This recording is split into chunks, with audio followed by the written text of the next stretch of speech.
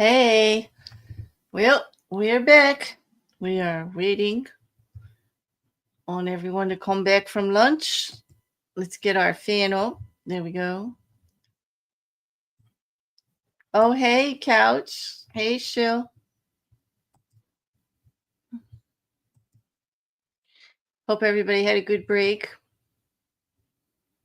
Hey, Maggie.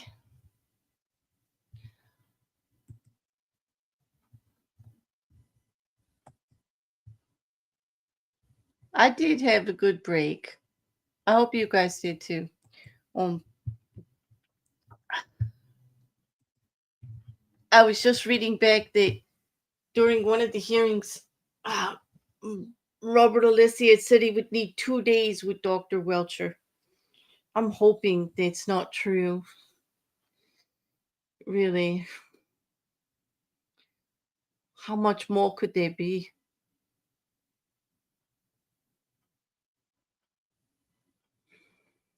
He takes so long to get to a point.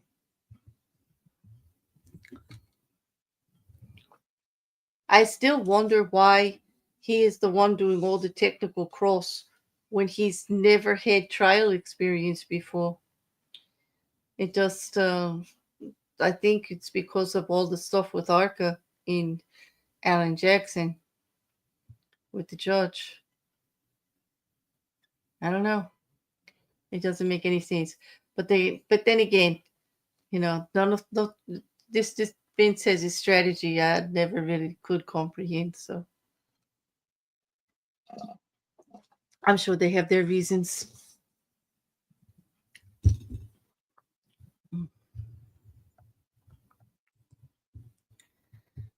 Whew. That fan is really going. Oh, I do have. Let's see. For those of you, remember I said I would get the audio from the missing. What do you call it? The missing ruling this morning, when we could see that they were talking, but you couldn't hear what they were saying. There you go. It's only like a minute 45, but it's the whole ruling. And there you go.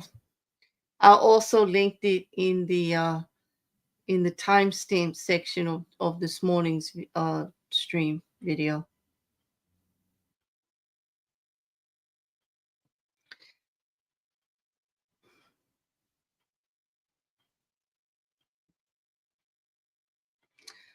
Oh, well, feel better there, Shill.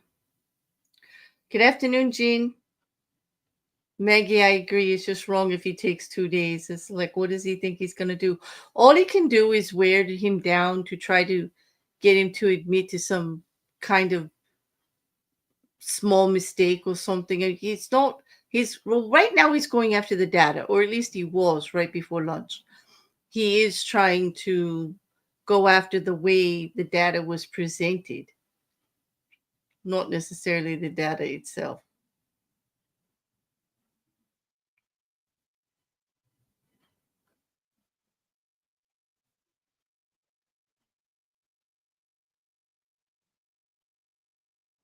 Hmm.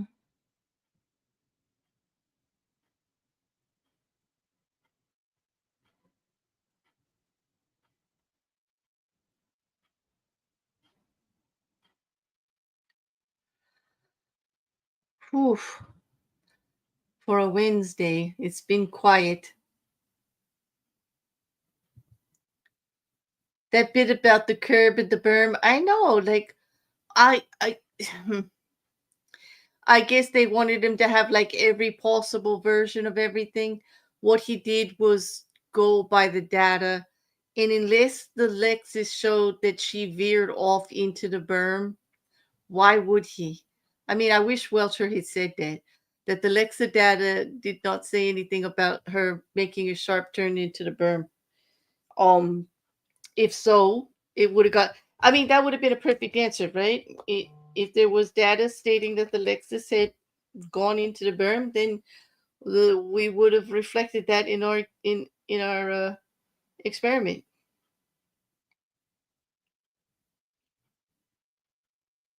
It's just meant to confuse the jury. It's all about reasonable doubt. When you've got like concrete physical evidence that's easy for the jury to understand and they're painting the picture, they've got to throw everything they can at reasonable doubt at it. Muddy the waters, so to speak.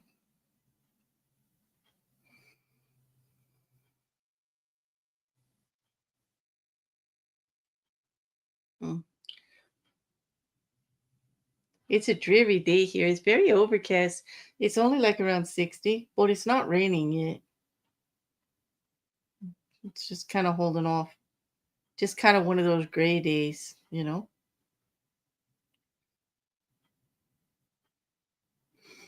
But I do say he did have me laughing in the earlier part of the day.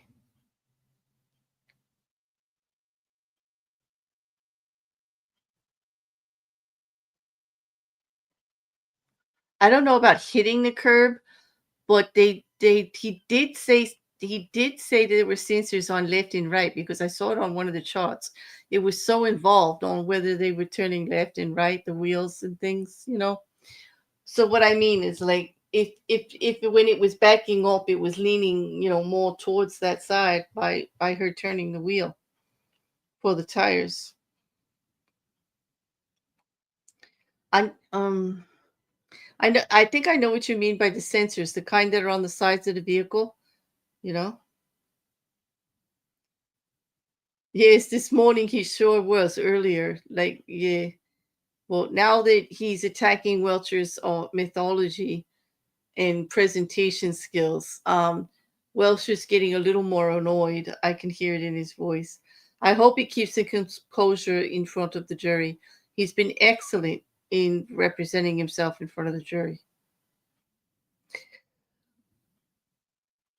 And I think Mr. Alessi's going to go out of his way to make that not so. He's going to keep trying to get him to falter.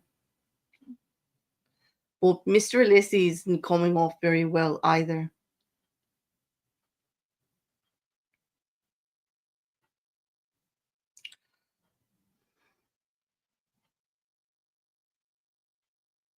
They're late coming back for lunch. They took a full hour and they're still late.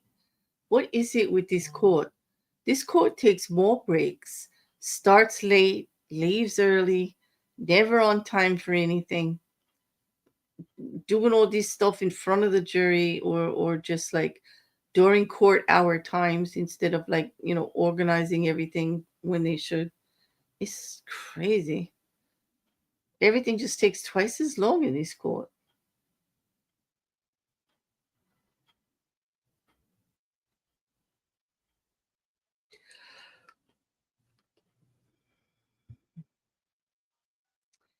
Oh, they did a close up of the fan. I think they're coming in.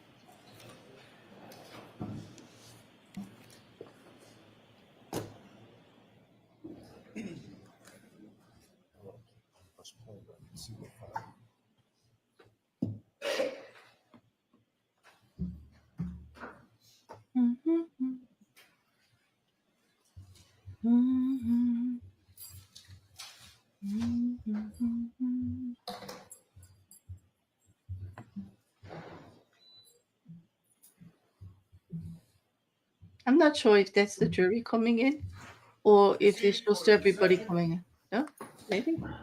Court's in session. That means the judge is there.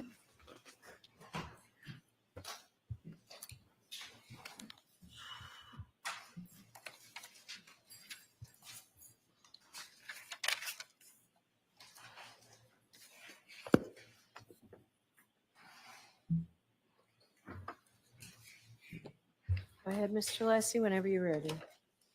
I guess it was the jury. Just take a moment, Your Honor, to reorient. I'll be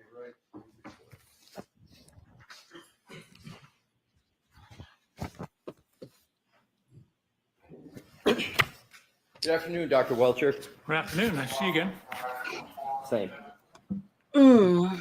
We had left off talking about some examples of Newton's second law and the application of it in the parlance of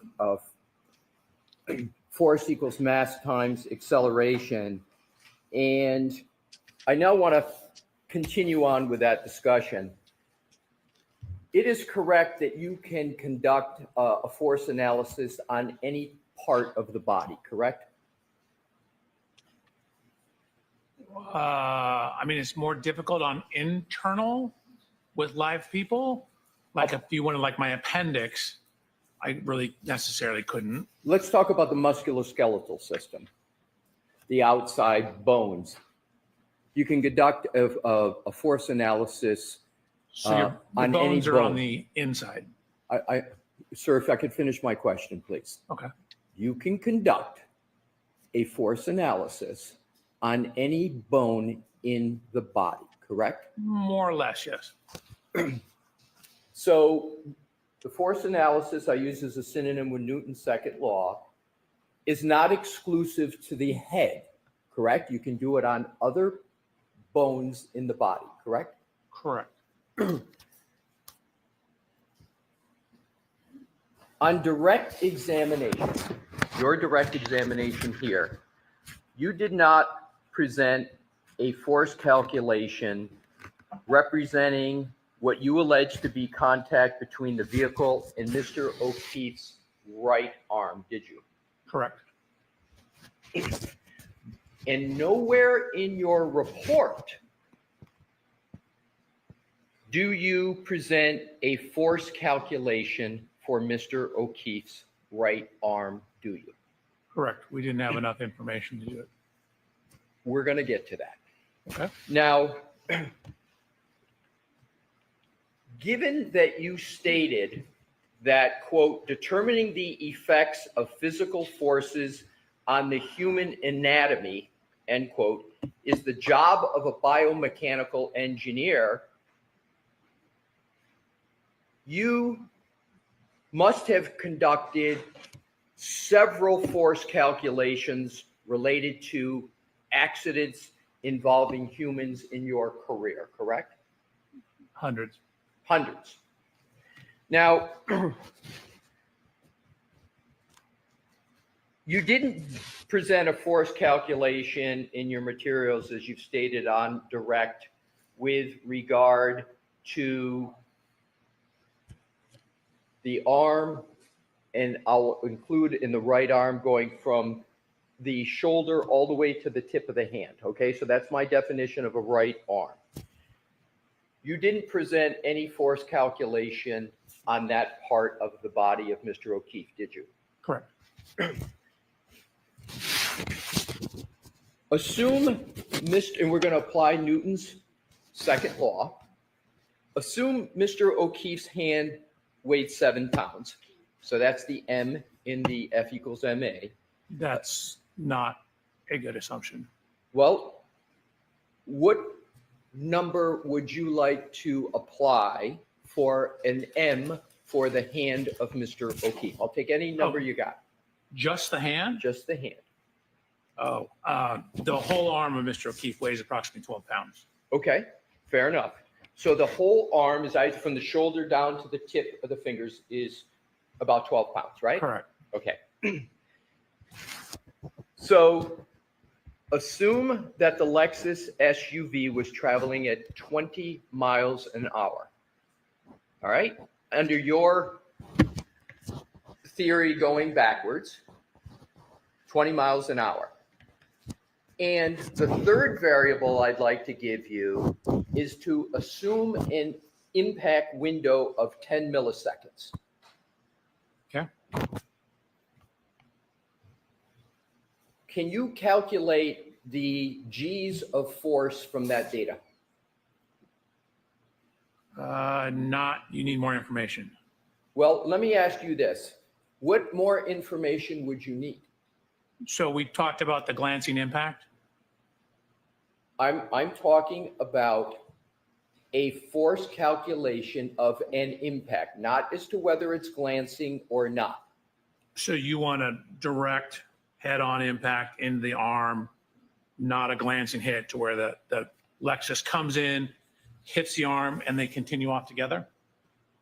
I'd like to start with that, but just so we can hopefully expedite it for the jury. Okay. I'm going to want to get to what you have depicted in your diagram of holding the arm out.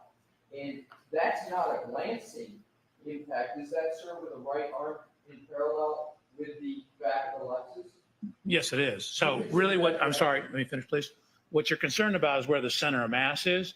With the center of mass out towards the corner of the car, that becomes a glancing contact.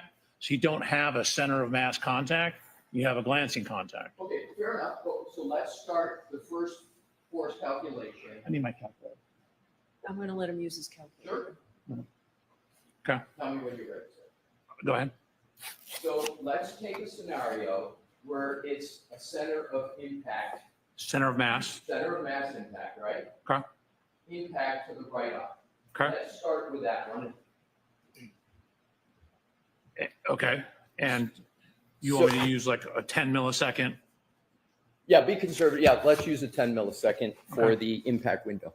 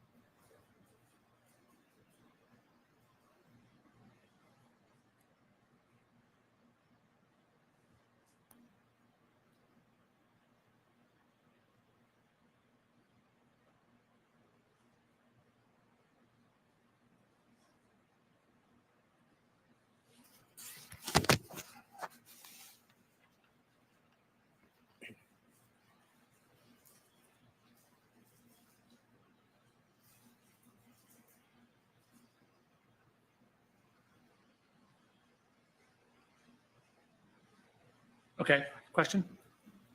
What do you get for F of force in the F equals M times A calculation? About 2,188 pounds. I made a triangular crash pulse assumption. Right, and if you took the milliseconds in half, become less conservative, would you end up doubling the 2188 number? If you cut it in half, you would double, yes. Exactly, through a simple mathematical semi-algebraic application of the numbers, correct? You Correct. divide, We're doing a little simplification in terms of the crash Yes. pulse shape, but generally, yes. right. So, but let's take the conservative number, the lower number, 2188 that you came up with. Do you know from the literature, as you did with the head, you went to the literature and said, this is how much pounds of force, you would get to have to cause a break at the occipital bone. Do you know from the literature how much force it would take to break an arm bone? I have an idea, yes. What is your idea? So for a distributed load, such as this, not a concentrated load, you're going to need somewhere between, I've seen, and this is for cadaver tests, a low of like 2,500, maybe a little lower, to a high of 7,000. Sir, you have switched, haven't you? We're talking about center mass impact. Did you in your calculation just switch to a side swipe impact to No. do your calculation? No. I'm asking about a center of mass impact. How much force would you need? Let's start with the hand. Maybe it's a simpler one. Do you know how much force it takes to break, any of the hand bones, you know what I'm referring to, the phalangeals? Yes. The metacarpals, and the carpals? Correct. How much pounds of force do you need to break any one of those bones? Actually, I didn't find any distributed loading on the amount of force. I don't know. Well, no, I understand, but I'm asking, do you know from the literature, not a calculation? Doesn't the literature tell you? Can't you go to the literature like you did with the head and you say, okay, to break the occipital bone, the literature says you need a minimum amount of force of this. I'm asking you the same question for the hand. If you don't know, it's okay, but do you know what the literature says for how much force is needed to break a bone in the hand? So for a distributed load across the hand, there are distributed load tests that show you need over 300 Gs on the arm to do that. So it would depend on the mass of the hand. What is the range of force that you would need to break a bone in the hand? Do you know from the literature? If you don't, that's okay. I could probably figure it out. How long would it take you to figure it out? Do you know from the literature what that number is? Not off the top of my head, no. Is 300 to 400 pounds of force sound right from the literature that it would take to break a bone in the hand? For a distributed load, Yes. such as the taillight, no. No, not a distributed load. A load from a motor vehicle going backwards. Right, that's a distributed load. Right. So you're saying 300 to 400 pounds of force would not be enough to break any bone in the hand. Is that your answer? So for a flat distributed load, like hitting the taillight, you're gonna need higher. How about another part of the back of the vehicle? I guess if you hit on the very corner and it wasn't a distributed impact, like if you had a more concentrated impact, Yes. that could increase or decrease the amount of force required. How much would it decrease it from the number you gave? Depends on what you're hitting, what it's made out of. The Contact Lexus area. SUV. Let's assume, I'm sorry. Can you repeat the question, please? Absolutely. Thank you. Let's assume we're talking about this Lexus SUV, Mhm. right? But let me back up. You don't know where exactly, under your theory, that there was contact. You don't know, you testified to on direct. You don't know exactly where that point of contact is. Correct, You don't know. except it's on the taillight. Well, you're saying it's on the taillight, but you didn't observe any impact yourself personally, right? Did I see Miss Reed's Lexus? You didn't see the impact, correct? That is correct. So, and there is no firsthand witness that saw, under your view, that a collision occurred. There's no witness to say where the arm was, correct? There's no person that saw it. Right. And you have chosen a point of contact, okay? You chose that for your analysis, correct? Correct. And you picked that location, but it's also possible that under your theory that a collision occurred, that that arm could have been impacted any part of the back of the vehicle. That's possible, isn't it? That's not probable, no. I'm asking is it possible? Anything is possible. I don't deal in possibilities, I deal in probabilities. It's not probable. So, but you don't know exactly where the point of impact was. correct? So within the range of the light and the exact angle of the hand, no, I don't. What I do know is at the rear tail light area. So your assumption is that it had, that because there's a tail light that is altered, it must have been by Mr. O'Keefe's arm. That's your conclusion, correct? My conclusion is there are tail light fragments, a broken glass, lacerations to his arm, and his DNA on the back of the vehicle in the area of the taillight. Sir, and Your Honor, I'm going to move to strike the DNA part of that answer for obvious reasons. I'm not going to strike it. Okay, so you're making assumptions. You're taking what you view to be certain data, and you're coming to a conclusion. But that is based upon circumstantial information, correct? Is that fair? Are you calling like pieces of the taillight at the scene around his body circumstantial information? Sir, let me go to the force and then go back to the force analysis. Let's go back to the numbers. I want to stay on, if we can, just the calculation. So let's go back to the minimum amount of force you understand from the literature that it takes to break any bone in the arm from the finger up. Let's start with a hand. What's the minimum amount of force that can be applied to break a bone in the hand? So it depends on the loading. So I don't actually know. In terms of the forearm, I can tell you there's data that shows up to 300 Gs of loading, you will not get fractures. There's one up to 750 Gs showing no fractures for a male of similar height and weight of Mr. O'Keefe. Thank you. You're welcome. So let's take those numbers. Okay. Okay. You said 300 and 750. Did I hear it correctly? You did? Okay. That's the numbers you gave that would break a bone, correct? So the 300 actually didn't break any bones, I believe. The 750, the one example, didn't break a bone, but as you got above 350, you started to break bones. So 300. you got above 350, 300. above 300. Yeah, because that's what I thought you said the first time. You got above 300, you start to get breaking bones, correct? Correct. And so if you take that 300 number and compare it to the 2,188 pounds of force, you have 7 times the amount of force necessary to break the bone, correct, in the force analysis? No. If you take 300 Gs times a 12-pound arm, you get 3,600 pounds. The calculation you asked me to run earlier gave you 2,188 pounds. Right. So you are 1,412 pounds above the force required. Like the tolerance is 1,412 pounds above the force you would say get in a 20-mile-an-hour impact in terms of the fracture forces. Let's do it this way. I'm sorry? Let's do it this way. Okay. The force that you calculated from my hypothetical of this Lexus SUV going backwards, you came up with the F number of 2,188, correct? I'm sorry, I didn't, what was the, you said? 2,180. You said dyslexic?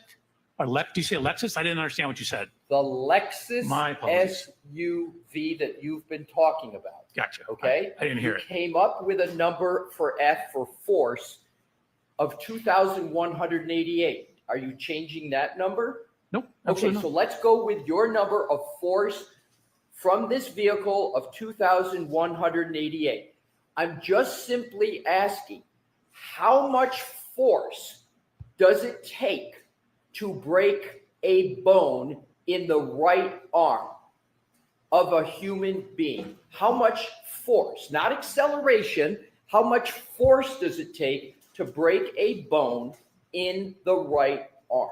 Sure. So somewhere between 2,500, the one cadaver tested the distributed load of someone of similar size and weight, and actually close in age to Mr. O'Keefe, showed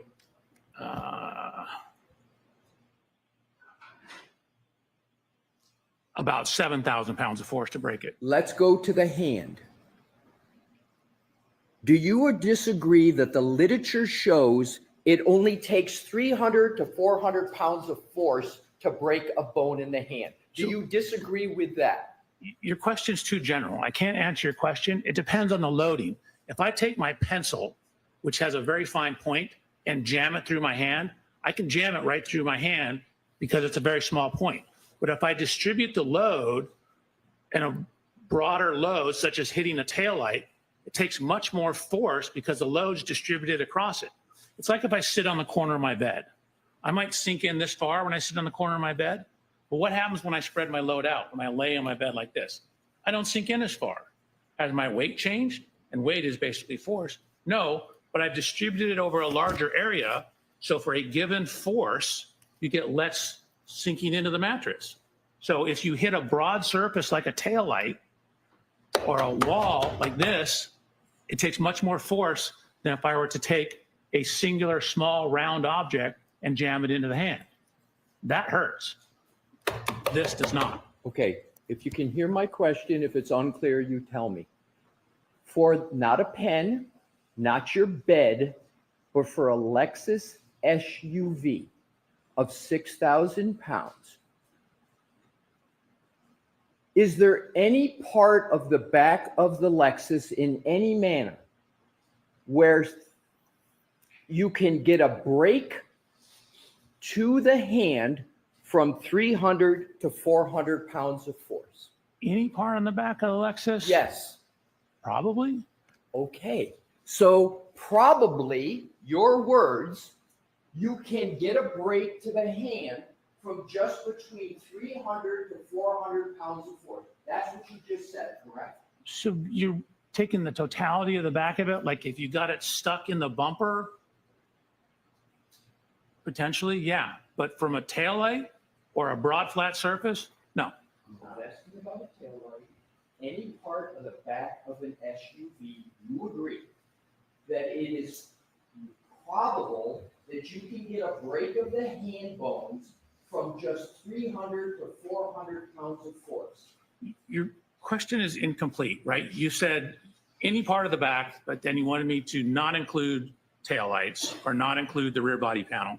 If you hit a very narrow part of the car, like say the edge of the tailpipe, that creates much more of a narrow contact.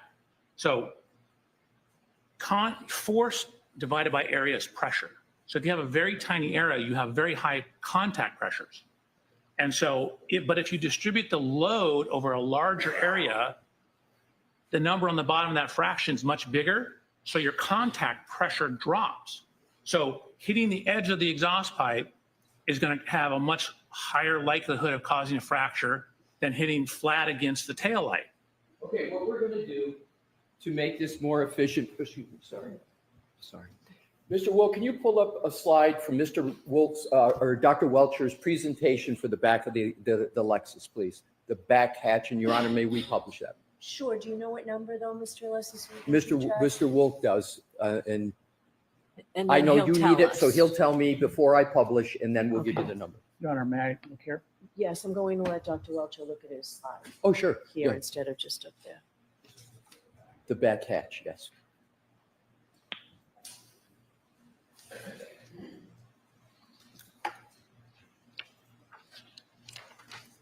Do you have one of just the rear gate?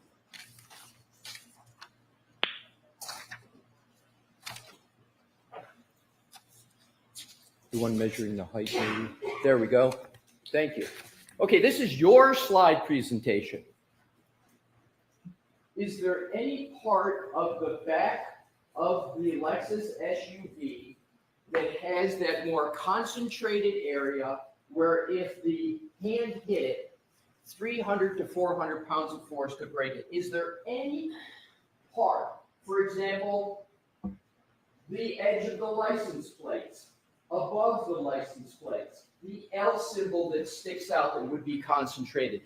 Anything you see there, could 300 to 400 pounds of force contacting at any of those points cause a fracture of any of the bones of the hand? So, I don't know how to show this because in the middle photograph, right where the 2 is on the license plate, Yes. there's a vertical edge. That area is recessed in. So if you hit right on that vertical edge, that could potentially do it. That could do it. How about the L of for the Lexus symbol if the hand is there? No, it's not deep enough. The compliance of the hand is just going to sink into the car. Is there any other part other than the license plate that the force applied, you would only need 300 to 400 pounds of force to break the hand? Maybe the exhaust pipe, and potentially if you hand your hand up near the spoiler. Right. So now let's go from 300 to 400. Let's go to the 2188, which is your number. use 2188. Is there any place where in 2188 force you could have a fracture of the hand on that back gate? Just to be clear, 2188 is the number I calculated for you. It's not, quote, my number. I understand, but we did. So- I understand, but we did the calculation. Is there anywhere on the back of the vehicle where 2188 could cause a fracture of the hand? So that was a forearm fracture tolerance I thought we were talking about, because we used the weight of the whole arm for that. We did. And my question is there anywhere in the back of the vehicle, in your opinion, that could cause a fracture with that? I'm sorry, what, to the hand? Just the hand or the whole arm? I'll take any part of the right arm. You call it the hand, the forearm. Is there any part that could cause a fracture? So probably similarly, if you got your forearm down near that transition, I don't know if you can see the little dot. I'm talking about this area. Yes. Right here. Yep. So that transition between the two body panels. Yes. That could potentially do it.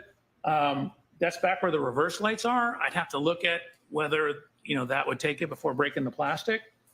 And then, again, maybe if you hit the exhaust pipe as well, it's a much more narrow loading condition.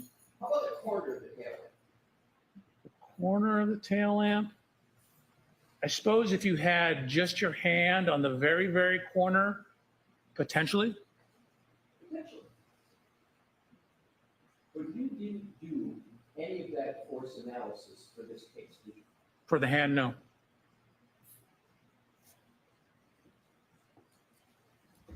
But you did it for the head, correct? Correct. Because that I'm able to quantify. Mr. Alessi, that was slide 108. I just want to I'm keep sorry, track. Your Honor. Yes, Mr. Wolf. Yes, All right, thank you. thank you.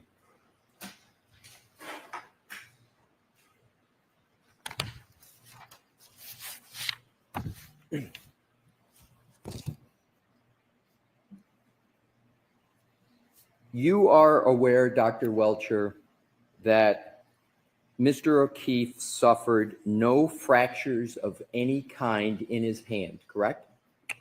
So there were no fractures noted in the autopsy report, but they didn't actually x-ray from the records I've seen, either his hand or his arm. So there was, at least according to the autopsy report, no overt fractures, but the x-rays I saw, none of them were the arm.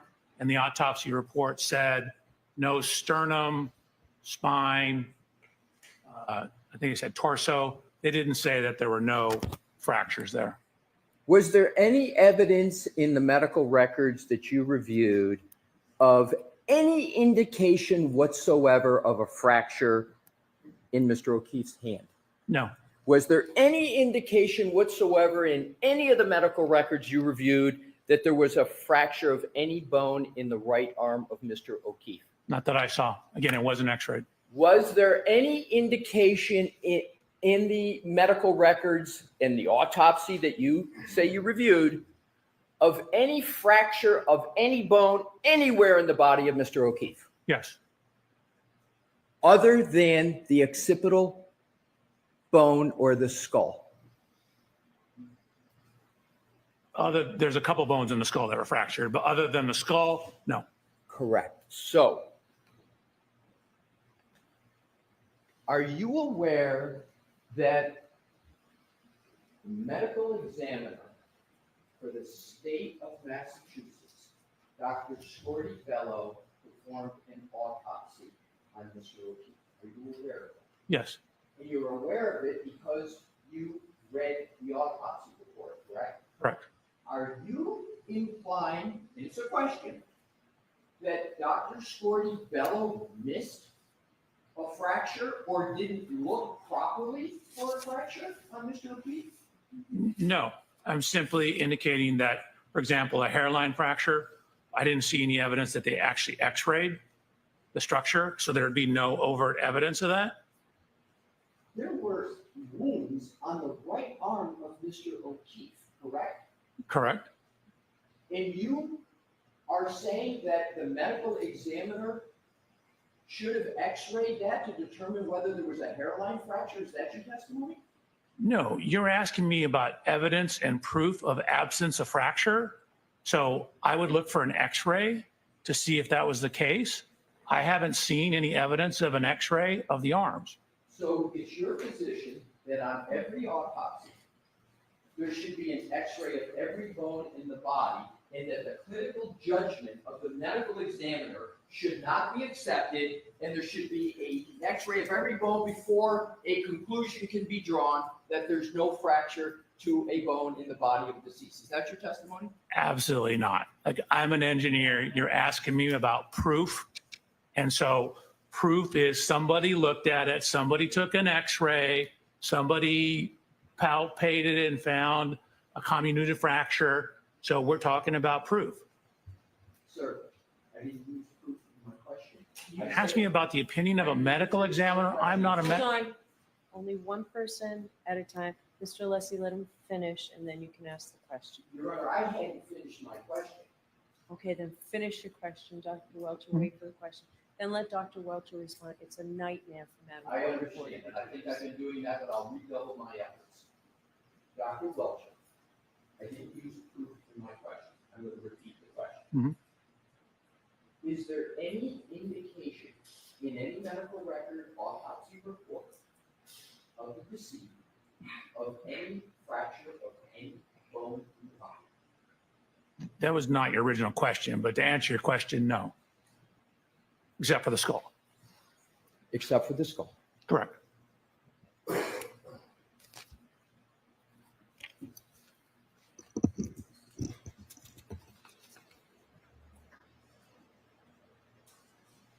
Do you understand whether the absence of any fractures other than the skull of Mr. O'Keefe was of significance to the medical examiner, Dr. Scorti-Bello, in the conclusion she reached in the autopsy report that you read? System. Did you read the conclusions of Dr. Scorti-Bello in the autopsy? I believe so. Are you aware of whether Dr. Scorti-Bello has analyzed whether the injuries to Mr. O'Keefe are inconsistent or consistent with a motor vehicle impact? Are you aware of any analysis to that effect? So I'm going to see you on this one.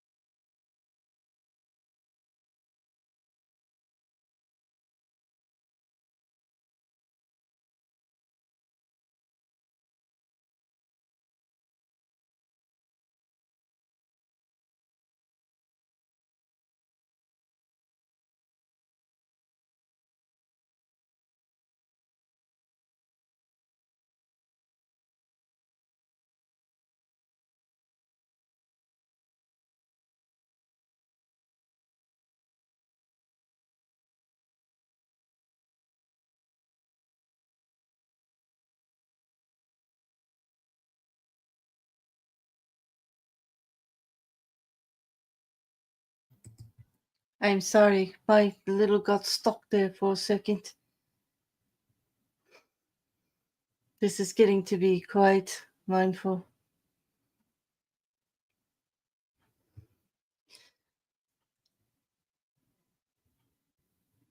I'm glad everything's okay there, Karen. Yeah. This is, I believe, number 5 sidebar. Sorry, I didn't type it. No, actually, it's 6. We did 5 already. I believe it's 6, if I remember correctly. We had 5 this morning. I kind of remember hearing myself say 5.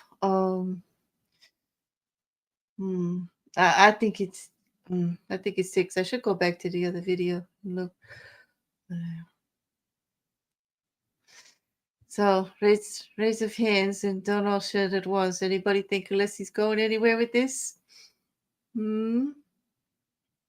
Oh, you only remember 4? You could be right. You could be. I could have been anticipating 5. Let's see.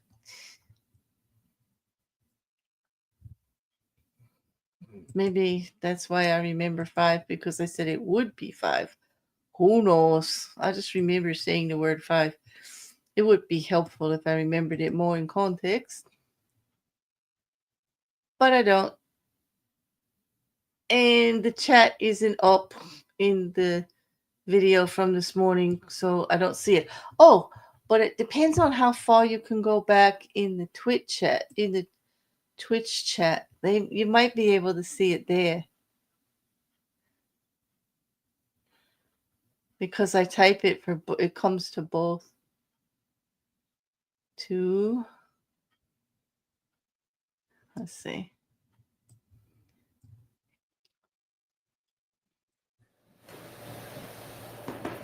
Nope, it's 6. I typed sidebar number 5.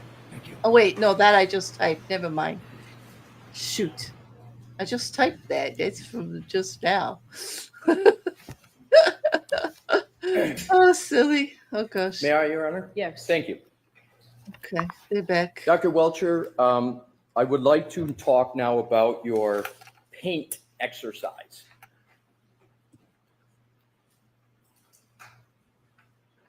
You did not present, as you have stated, a force calculation with regard to the arm. You did a paint exercise. And what I want to do is to reference, and if we need to bring it up, sir, to refresh you, slides 103 to 120 of your PowerPoint presentation in this trial. I'll just call it the blue paint exercise. Is that descriptive enough for you to know what I'm talking about? No, it's not an exercise. It's a test. Okay. You want to call it a blue paint test? Sure. Okay. Let's call it blue paint test. I just want to try to expedite things and use parlance that we can agree on. Okey-doke. So your blue paint test involved painting the right rear tail light blue, correct? Correct. Positioning the test subject behind the tail light, correct? Correct. With the arm held out, correct? Correct. And at a right angle, correct? Correct. And then the vehicle, the Lexus SUV, is backed into the test subject, correct? So I ran 3 different tests. I know. Well, let's just do each one at a time, okay? Okay, so you're starting with the last one. I'll start with whatever one you want. Okay. How about if we start with the one at 1 mile per hour? None of them are at 1 mile an hour. 2 miles per hour? 2 miles an hour. Let's do 2 miles per hour. Let's start with that one, Okay. okay? Now, did you conduct that test in an attempt to show that the injury patterns on Mr. O'Keefe's right arm are consistent with being struck by the Lexus tail light on that arm? So generally, I wanted to show that the location, area, and span over which that headlight covers matches the location and area of the lacerations on his arm. That's what I want to get to. So you discussed data that you say shows that Mr. or excuse me, that you say shows the Lexus SUV was traveling above 20 miles per hour during the period that you allege the SUV made contact with Mr. O'Keefe. Is that correct? No. Where'd you get that from? Hold on. Okay. The answer is no. Oh, so did you do a test involving 20 miles per hour? I did some other backing tests. Yes. I was looking at how the rear pedestrian system and what warnings you got from the rear pre-collision system, the PCS system. Let me ask you this. Mhm. Would you agree that you did a blue paint test with the vehicle going at 2 miles per hour? Did you Of course. do that? Okay. You didn't do a blue paint test with the vehicle going at 20 miles per hour, correct? That is correct. I was not going to hit myself with a Lexus at 20 miles an hour. You could have done other tests where the vehicle was going at 20 miles per hour if you used a crash test dummy, correct? You If could have you- done that. If you use the right crash test dummy, and then to set up the test, because generally you only get 1 or 2 shots at it, because you damage the car, you have to know everything about the parameters. And so again, pedestrian impacts are so very sensitive to initial angles. If I were to do a test and it was off a tiny, tiny bit, and we got some different results, I would be in here having to defend it. Well, your own testing didn't show it. Point is we don't have enough information to be able to conduct that testing. So your assumption, as I understand it, is that the Lexus was going 24 miles per hour in reverse and made contact with Mr. O'Keefe. That's your analysis, sir? No, there is not one single slide I have that says this is the speed he was hit at 24 miles an hour. Do you know this is at what speed you believe there was impact? Do you have the point of impact speed? I do not know the exact speed. We don't know the initial point of contact. We don't know where exactly he was on the road. We don't have enough information to determine that. Let's talk about the other information you don't have. Okay. You don't have the information as to from your alleged point of contact to where Mr. O'Keefe landed. You don't have that information, do you, sir? I'm sorry, where is my alleged point of contact? You allege that there was a point of contact between the Lexus, the back of the Lexus, and Correct. Mr. O'Keefe, correct? Right, but I don't know where that is on the road. You don't know that. I want to go through the information that you don't have. Okay, dope. So you don't have that. You don't have the point of impact. You don't have where in the road there was impact under your allegation. Those are the same thing. Right. You don't have where under your view, the body of Mr. O'Keefe landed precisely. You don't have that information, do you? What do you mean by precisely? We know it's 7 feet off the road. We know it's near the flagpole. We don't know where it started. The problem isn't where it landed. The problem is where it started. Right. And you don't have that information. I don't have where it started.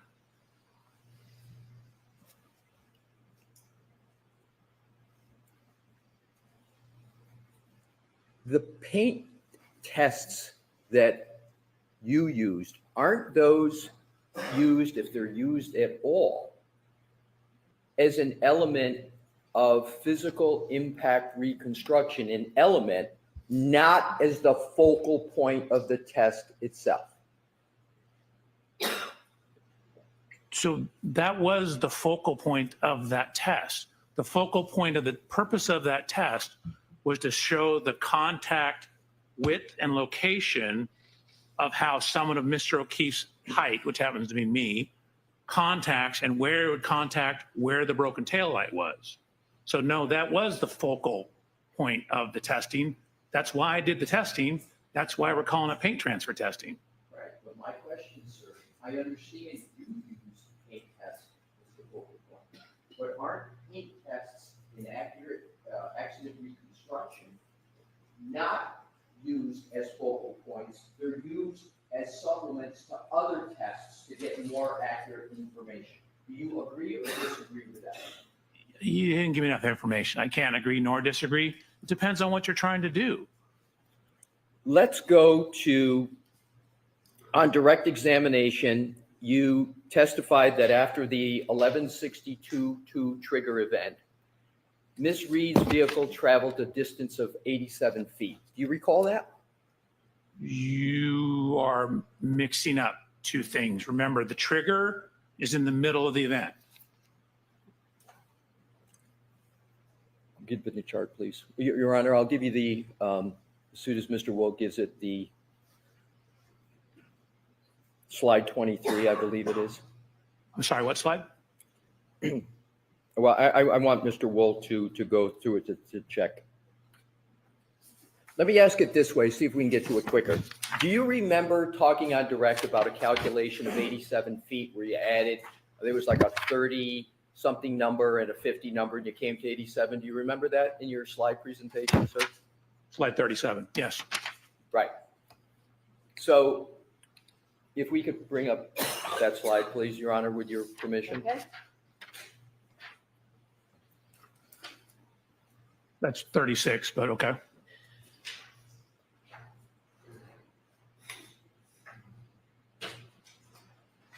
Are you on 33, sir? No, I'm on 36. Mr. Wolk, do you have 33? If you could go to 33, sir. Oh, sorry. Yeah, because that's where your 87 number is, not on the other. It's on a bunch of slides. Yep. Go ahead. All righty. So if you could zoom in, Mr. Wolk, so Dr. Welcher can see the numbers in the column.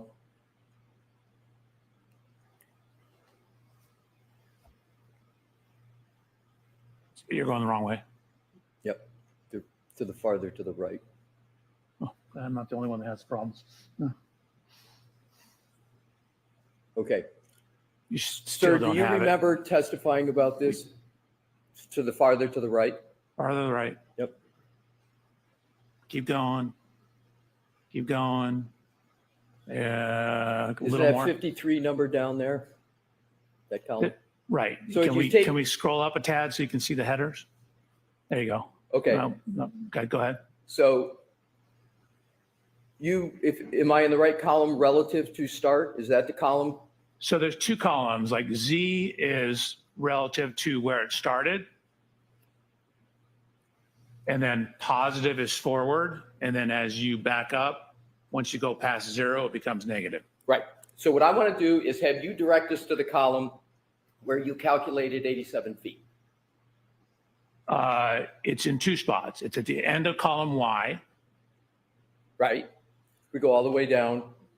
Is that in the yellow there? Is that 87, sir? It is. Okay. Is that the 87 number you were Hold referring on a to? second. You asked me to identify. So then it's, see where the one next to it says minus 53.429? Yes. If you go up, so it's not a little bit down, a little bit, and add, see where it's changing directions at 34.157? Yes. You add those two together, that gives you the same result. So it went 34 feet forward and then 50-something feet backwards. Right. And what is the 87 feet traveled, is that what you're indicating is the distance traveled during the trigger? Is that what the 87 represents to you? That is so 87 represents the total rearward distance traveled during the trigger. Okay. So you believe 87 represents the total rearward distance. Did I hear you correctly? Correct. Now, can you Just please- hold on, to be clear. So it starts, it pulls forward, then it backs up, passes where it initially started, and goes 53 feet further back. That's what I want to get to. How many feet did you say on direct, and did you just say now that it went 87 feet in reverse? Correct. Okay. From its furthest point forward. Well, that's what I want to get to because I want to have this point clear. How many feet do you believe the Lexus went in reverse based upon your PowerPoint presentation? Not when it went forward and then came backwards. How many feet do you believe that vehicle went in reverse? Your question doesn't make any sense because when it went forward, then it went in reverse.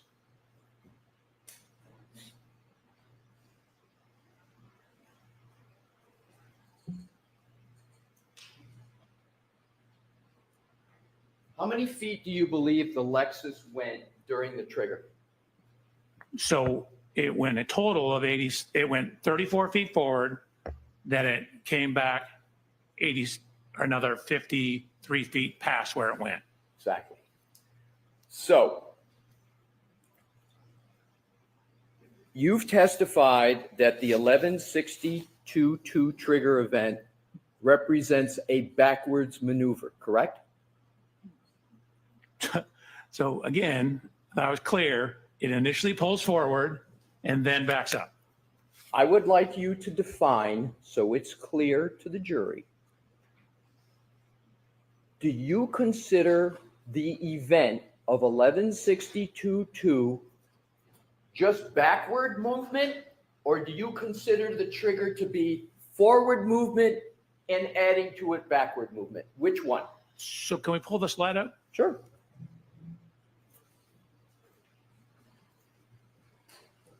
Could you zoom in? There you go. No, go back to the left. So that T in the third column for data ID represents the trigger.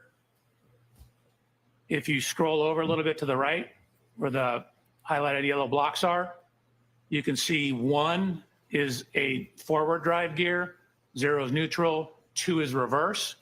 So that's where it's switched from forward to reverse. I mentioned the brake.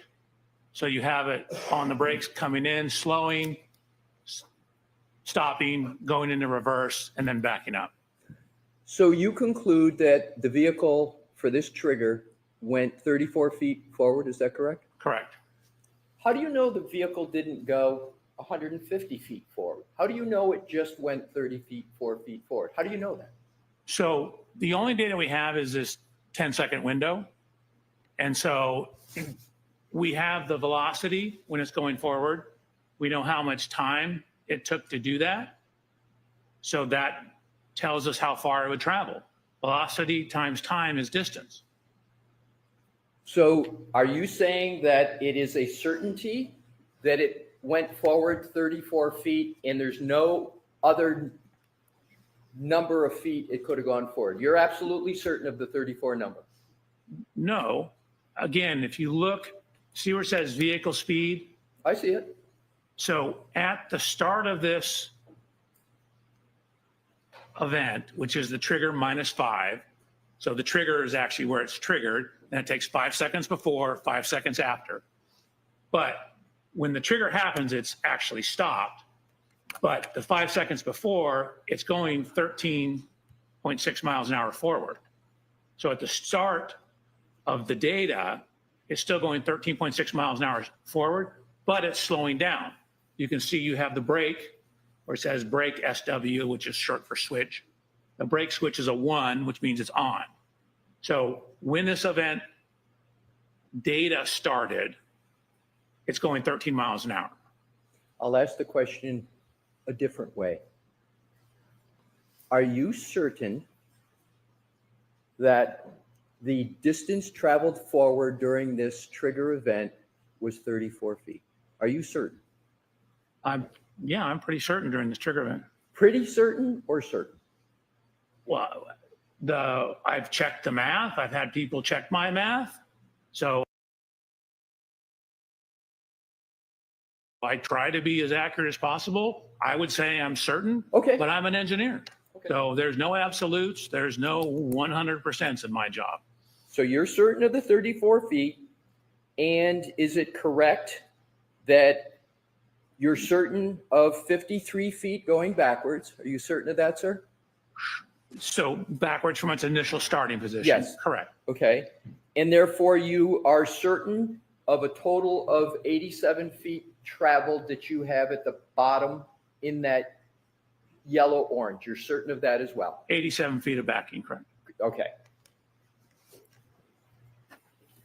Now, you also testified on direct, as I understand it, in slide 23, that different numbers represent different gear states of the vehicle, correct? Correct. And a 0 represents neutral, I think it's either neutral or park, but I'm pretty sure it's neutral. a 1 represents drive, Correct. a 2 represents reverse, Correct. or a 2 can represent slowing down. Is that correct? Not for a gear shift number. So you didn't say on direct that 2 could represent reverse or slowing down. God, I hope not. It doesn't. So those numbers simply represent, is the transmission in drive? Is it in neutral? Is it in reverse? It doesn't tell you anything about whether it's slowing down or not. But the brake switch and the brake pressure and the longitudinal accelerometer data gives you some information on that. Okay. So if Your Honor, we could go to slide 30, please. Okay. Mr. Wolf.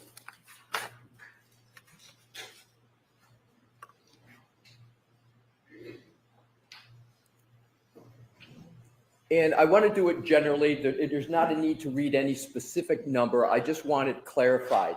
Mr. Alessi, so is this 30 or 31?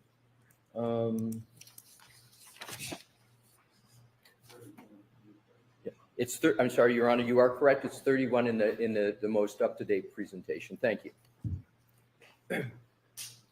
You see all the numbers in blue font on that slide, sir? I do? Those are all numbers that you have placed on that slide. Did I have that correct in your direct presentation? You do? Okay. So this Excel spreadsheet, there's also numbers in black, correct? Correct. So all the ones that are in blue, those are numbers that you have placed into the spreadsheet. Correct? Correct. The one exception is column N, where it says shift position. Yes. I changed green to forward and red to reverse. So the data in the columns in blue are not from the original data that was downloaded from the vehicle, correct? Like, for example, if you look at column H, I simply did a unit conversion. So it's the same number, it's just in different units. But the black numbers represent exactly as it comes out of the vehicle, but it's the same number. All right, that's what I wanted to get to. So for clarity for this slide, when you download this data from the vehicle, what is in black, those numbers just come right out, correct? Correct. As they're stated. But the blue numbers, they don't come out like the numbers in blue. You have to do something, some calculation, some application to get to the blue, correct? Correct. Okay, thank you. You're welcome. Now, we're going to keep that up, Mr. Wolf, please. Thank you. And when we need to get to the specific numbers, we'll be fair and make sure you can see them. Now, in these columns, do I understand it correctly that you attempted to account for wheel slippage in the revolutions per minute speed values produced by the car? Not here. You're looking, this is 1162-1. The wheel slippage occurred in 1162-2. Okay, and so if we go to a slide with 1162.2, we will then go to the slide you believe represents wheel slippage. Is that correct? There are data points in that represent slippage. That's my question. In which slide, sir, would you like to pick? 35. Thank you. So we will go to slide 35.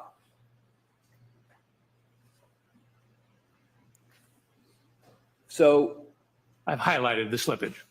exactly. So you agree that there is data that shows that there is wheel slippage with the Lexus SUV during trigger event. Let's enlarge it for this one here. The trigger event, the number 1162.2, correct? Correct. And as I understand it, you testified that this trigger event was caused by a depression of the accelerator pedal at more than the 30%. Is that correct? It's a transition into reverse and then a quick acceleration exceeding 30% So let's in reverse. Okay, got it. So the accelerator pedal being depressed to this degree, more than 30%, can be the result of wheel slippage, correct? It doesn't necessarily work that way. I mean, you can have wheel slippage at, any acceleration, technically, depending on the roadway. It's just what is in the data that shows that it's slipping. It isn't necessarily because of the accelerator. Normally, that's what causes slippage, but it's the data. When you look at the data, you're like, well, that doesn't make sense. It's increasing in speed, but yet the longitudinal acceleration is dropping. My question, again, doctor, is you can have an accelerator pedal depress greater than 30% and it be caused by wheel slippage. That can occur, correct? The wheel slippage does not cause the accelerator pedal. I'm not saying a cause and effect. I'm just saying a correlation. Do you understand what I mean by a correlation? Let me, if I may, try and straighten this out. So applying heavy acceleration can cause the wheels to spin. Is that what you're asking me? Yes. Yes. Okay, that's all I wanted to get at. Alrighty. So in your review of the materials that are related to January 29, 2022, did you become aware of whether there were, and you said you extensively reviewed documents, did you become aware whether there were people at 34 Fairview? Yes. And approximately how many people, without regard to names, just number, how many people did you become aware were at 34 Fairview on January 29th, 2022, the early morning hours? How many people approximately did you become aware were present? It depends on which time, but there could be as many as 16. As many as 16. And let's talk about the time period from midnight to 1 a.m. Do you have an understanding of how many people could have been present at 34 Fairview at that time period? So I'm going to see you at sidebar on this, Mr. Mayor.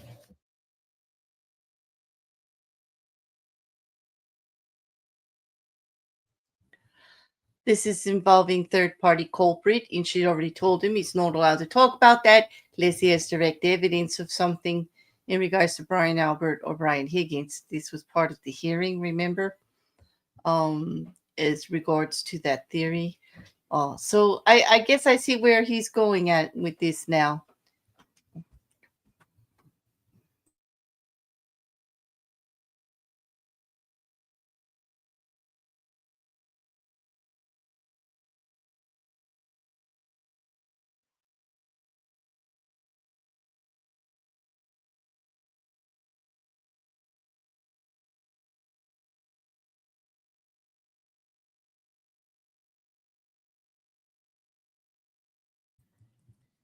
Okay, so I think I see, yep, sidebar number 6 finally. I think I see where he's going with this. Since they can't really go against the actual data itself, what they will do is just misinterpret data. So now, since wheels can spin, she never actually went in reverse. The vehicle just thinks she went in reverse. So she never actually hit John O'Keefe because she just stood there and went in reverse and spin the whole time. Even though he has all those injuries on him that match up to her car, and there's dents in her cars, and there's a broken taillight, because of course. And by the way, did you know there's 16 people inside the house? Geez, make this make sense. This is just oh my.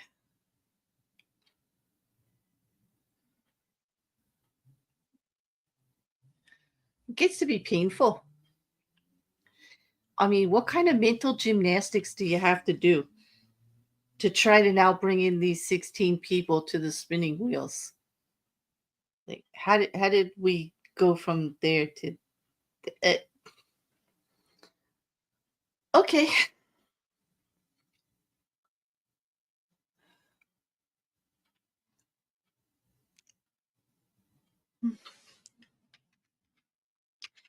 I have no idea.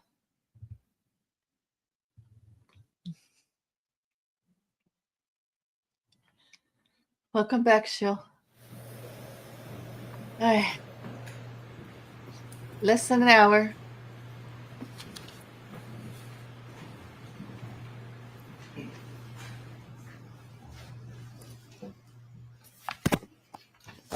May I, Your Honor? Yes. Thank you. Mhm. Dr. Welcher, am I correct in my understanding that you believe under your theory, the Lexus for event 1162-2 backed up 53 feet? Am I correct?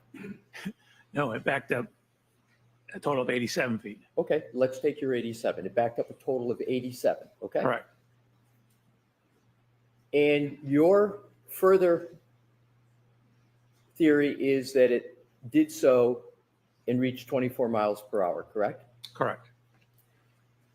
And you stated you have an understanding of a certain number of people, and I don't want to talk about the inside of the house, but just that were at 34 Fairview between roughly 12 and 1 a.m. Do you have an understanding of that, sir? Approximately. I believe I do. And what is that number? Do you want them, people that were there for that entire window of time or Yeah. just, Yes, 12 to 1. oh, So Mr. Alessi, just move to the last question. Right, Talked sure. about here. So, sir, did you assume that there were cars parked out front of 34 Fairview at that 12 to 1 o'clock window? Did you assume any cars parked out front? the entire time? No, I'm just talking 12 to, yeah, any time between 12 and 1. Did you make any assumptions whether there were cars parked out front on the roadway at 34 Fairview? Did you make any assumptions with regard to that? At a point in time, there was a vehicle behind it. I'm sorry, There was a vehicle behind it. just one? That is my understanding. In terms of on the street, is On your the street, question? exactly. And what, do you remember the type of vehicle? Yes. What kind of vehicle was it? An F-150 pickup? Did you have any understanding as to whether there was a Jeep vehicle on the road at that 12 to 1 time period? I had seen testimony somewhere to that effect, but the majority of the testimony was there were no other vehicles. But you did see testimony that there was also a Jeep type vehicle on the front, out the front of 34 Fairview between 12 and 1. Is that what you're recalling? So I'm going to let that answer stand what he's just testified to. Just go ahead and. Okay, so Dr. Welcher, what I want to do is to have you, using your data, you say 87 feet for the backup, correct? Correct. 1162.2, up to 24 miles per hour. Isn't there a likelihood, if there is at least one vehicle out in front of 34 Fairview, that there would be a collision of the Lexus SUV with the vehicle out front? No, the vehicle had left prior to the end or prior to event 1162-2. What information do you have with regard to how many vehicles are in front of 34 Fairview at between 12 and 1? So I have Miss Reed's interview statements. I have statements of a number of witnesses. I don't know if I'm allowed to say the names. Let's not. I was just going to say, let's not just number of vehicles. Okay, so I have a number of witness statements at multiple statements from the same witnesses at different times, indicating the path and following the Lexus to the house and then leaving before the event. Assume that there were vehicles, at least one vehicle parked out front of 34 Fairview. Is there a likelihood that given 24 miles per hour over 87 feet, is there a likelihood that there would be a collision given the weather conditions as you knew them to be at that time? Well, the weather, I don't think necessarily plays into whether there would be a collision or not. but we know it backed up 87 feet. So again, it goes forward like 35-ish and then back like 60 something. And so if something is within 65 feet of the rear of it, or whatever the numbers are, I would need my slides. It was 50. It's 50, okay. Yeah, go ahead. 57. If something is within that window, then it would hit it. All right, good. So now let's look at another scenario. If it's going as you describe it, is there a likelihood that the Lexus would also go upon the lawn in front of 34 Fairview? It depends on where it starts. You have an opinion, don't you, as to where it starts? No, I do not. That's actually why I have that diagram showing it off to the side. That's I'm right. simply showing how far it moved forward, how far it moved back. Exactly. We don't know where on the roadway it started. Exactly. You don't know where on the roadway it started. And therefore, all you have is the distance covered, correct? Correct. So, but you're saying the distance is 87 feet, correct? 87 feet backwards, yes. So backwards, 24 miles an hour. Have you ever driven a vehicle backwards 24 miles an hour, sir? Yes, I think I've driven this Lexus backwards 24 miles Right. an hour. So if anybody who's driven a vehicle back, have you ever driven any vehicle back 24 miles an hour at 1 o'clock, 12 o'clock in the morning? Probably not since I got out of high school. Have you ever done it when there's a storm that is beginning? No. Have you ever done it when there is less than clear visibility? No and no. And have you ever done it when there's low lighting? Oh, maybe when I've been up skiing in the snow, I've done it. But again, that's been decades. Right. So 87 feet, 24 miles an hour. Are you saying that in every instance that vehicle will stay on the road and for 34 Fairview, it wouldn't go up on the lawn? When you mean every instance, mean like every possible location on the road it starts from? Correct. No, there's some spots. If you start here, it's going to go up on the road, on the yard. If you start too far on the other side, you're going to go over into the neighbor's yard. So it depends on where you start. Right. And so in given the conditions that we've just described, right? Conditions have nothing to do I with where need you to start. finish my Hold question, on. sir. Only one at a time. Yes, Let ma'am. him finish his question, please. Given the conditions that you've described, it is reasonable to conclude that that vehicle, under your parameters, would have gone up on the lawn. Is that a reasonable conclusion? No. So you don't think there's any possibility that could occur a vehicle going 24 miles an hour at this location, 87 feet backwards, in the dark, with wet pavement at a minimum, and low lighting, you don't believe it's possible for the vehicle to, under your scenario, to have gone up on the lawn? That's not So possible. your first question was reasonable, and I said no. Now you're asking possible. It, of course, is possible. Whether it's reasonable or not, I'd have to know the starting position. Right. If it's very close to the side, then it could be reasonable.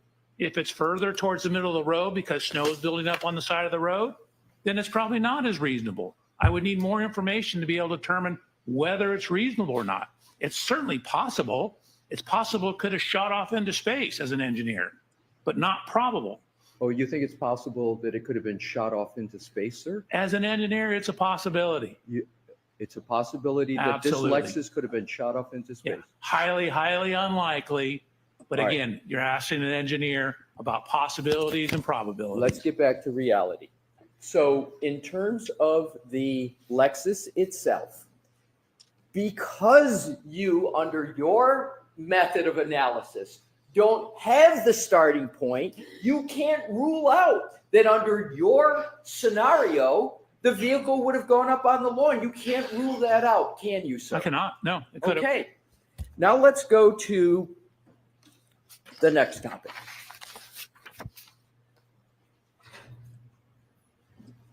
If we could, Your Honor, have Exhibit 168 published in evidence, which is now under the 167.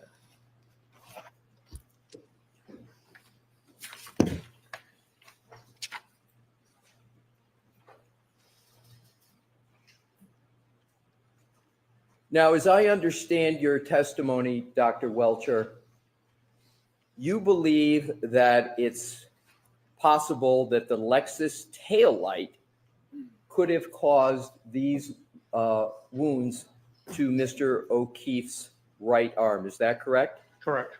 And more specifically, it's your belief that the lacerations would have been caused by the vehicle scratching Mr. O'Keefe's arm as it drives past him. Is that correct?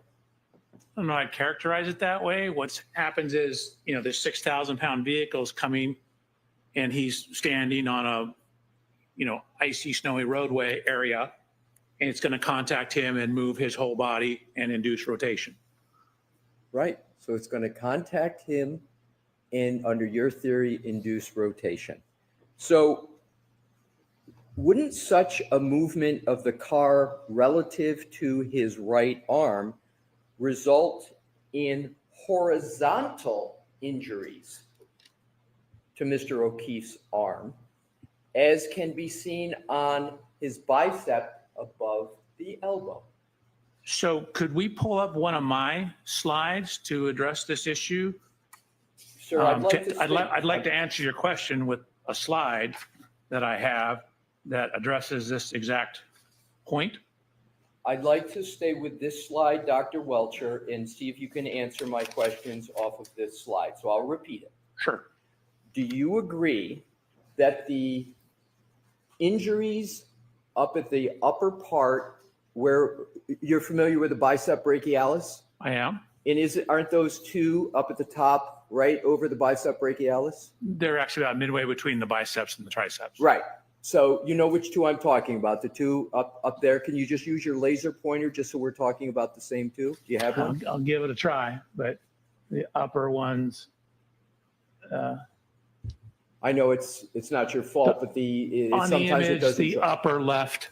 I mean, Yes. technically, the ones right to the right of that are also on the biceps and triceps. Right, but The I'm talking. biceps goes all the way to the elbow, so do the triceps.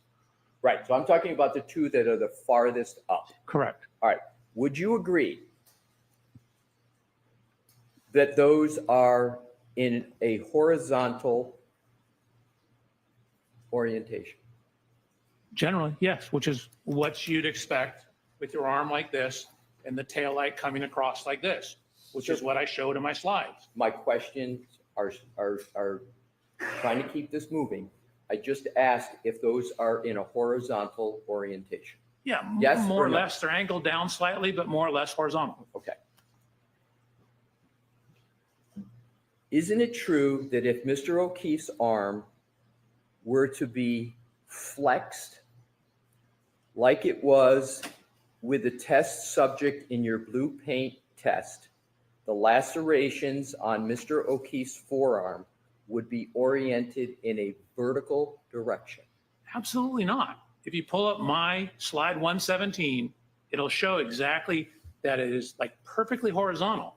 When you're standing like this, and this is the tail light, the laceration, when it comes across here and pushes my body, it's going to make a horizontal laceration because the 6,000-pound vehicle is going to push me out of the way. As this pushes me out of the way, it's going to drag and create a horizontal laceration across my arm. This is exactly what you'd expect. So let's talk about the forearm, sir. We may have miscommunicated. I'm talking about the lacerations on Mr. O'Keefe's forearm now. So we're switching from the arm to the forearm. Correct. Gotcha. Wouldn't those be oriented in a vertical direction? No. Again, you have the vehicle. If this is me and this is the car, it's pushing and pushing across like this. And with your arm bent like this, it's going to cause laceration as it pushes my arm away. It pushes like that. Okay, And my slide shows this quite clearly. So you disagree. You do not agree that the injuries to Mr. O'Keefe's forearm, under your theory, would be oriented in a vertical. You disagree with that. It's just want to get that on the record. I disagree with that. Okay. Now, also, do you understand that under your theory of injury here, that there would be injuries caused in two different directions by the same movement of the car. Agree or disagree? I'm going to say I disagree. You need to give me a little more. You're going to have, again, this is a glancing or a clipping type impact. And so it's going to be it's going to sweep across the arm, which is what causes the horizontal lacerations. We're talking about a flat surface, right, sir? Approximately, yes.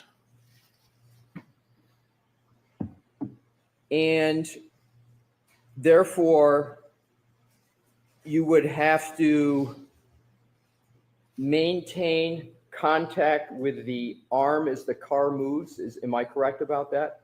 Maintain contact with the arm? I'm unclear what you mean. What I'm trying to do, sir, is to get under your theory, right? Given the contact that you've described, what would you expect to be the orientation of the wounds to the upper part of the arm and to the lower part of the arm? Just like it's shown in this photograph. Okay.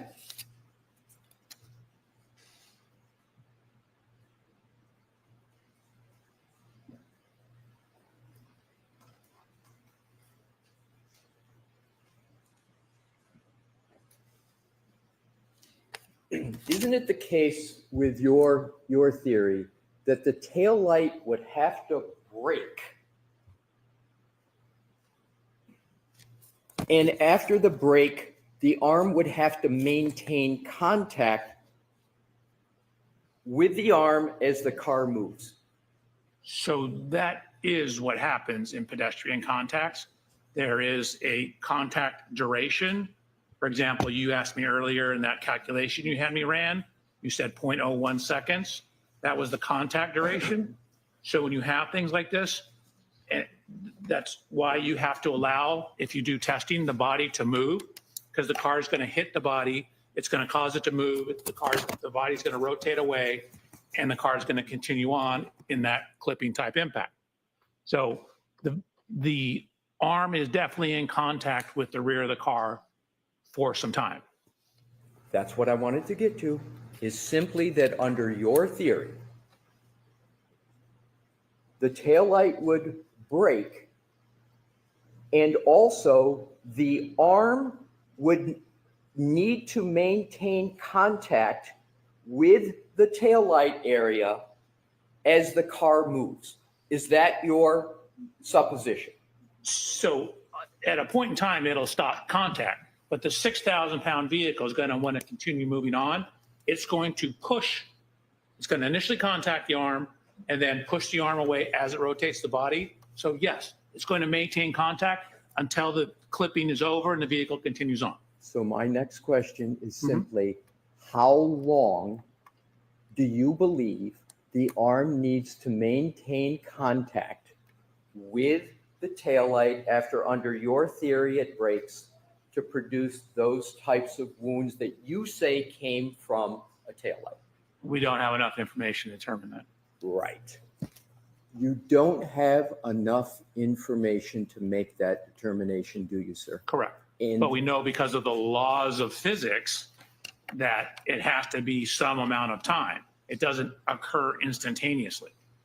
so now we do apply the laws of physics to the right arm that weren't applied before, because you applied a paint experiment. Is that correct? You're now applying the laws of physics to the injury to the right arm. But you didn't No. do that in your report. Nope, always applied the laws of physics. The paint experiment, as you're referring to it, was to look at basically the orientation of the scratches that matched this.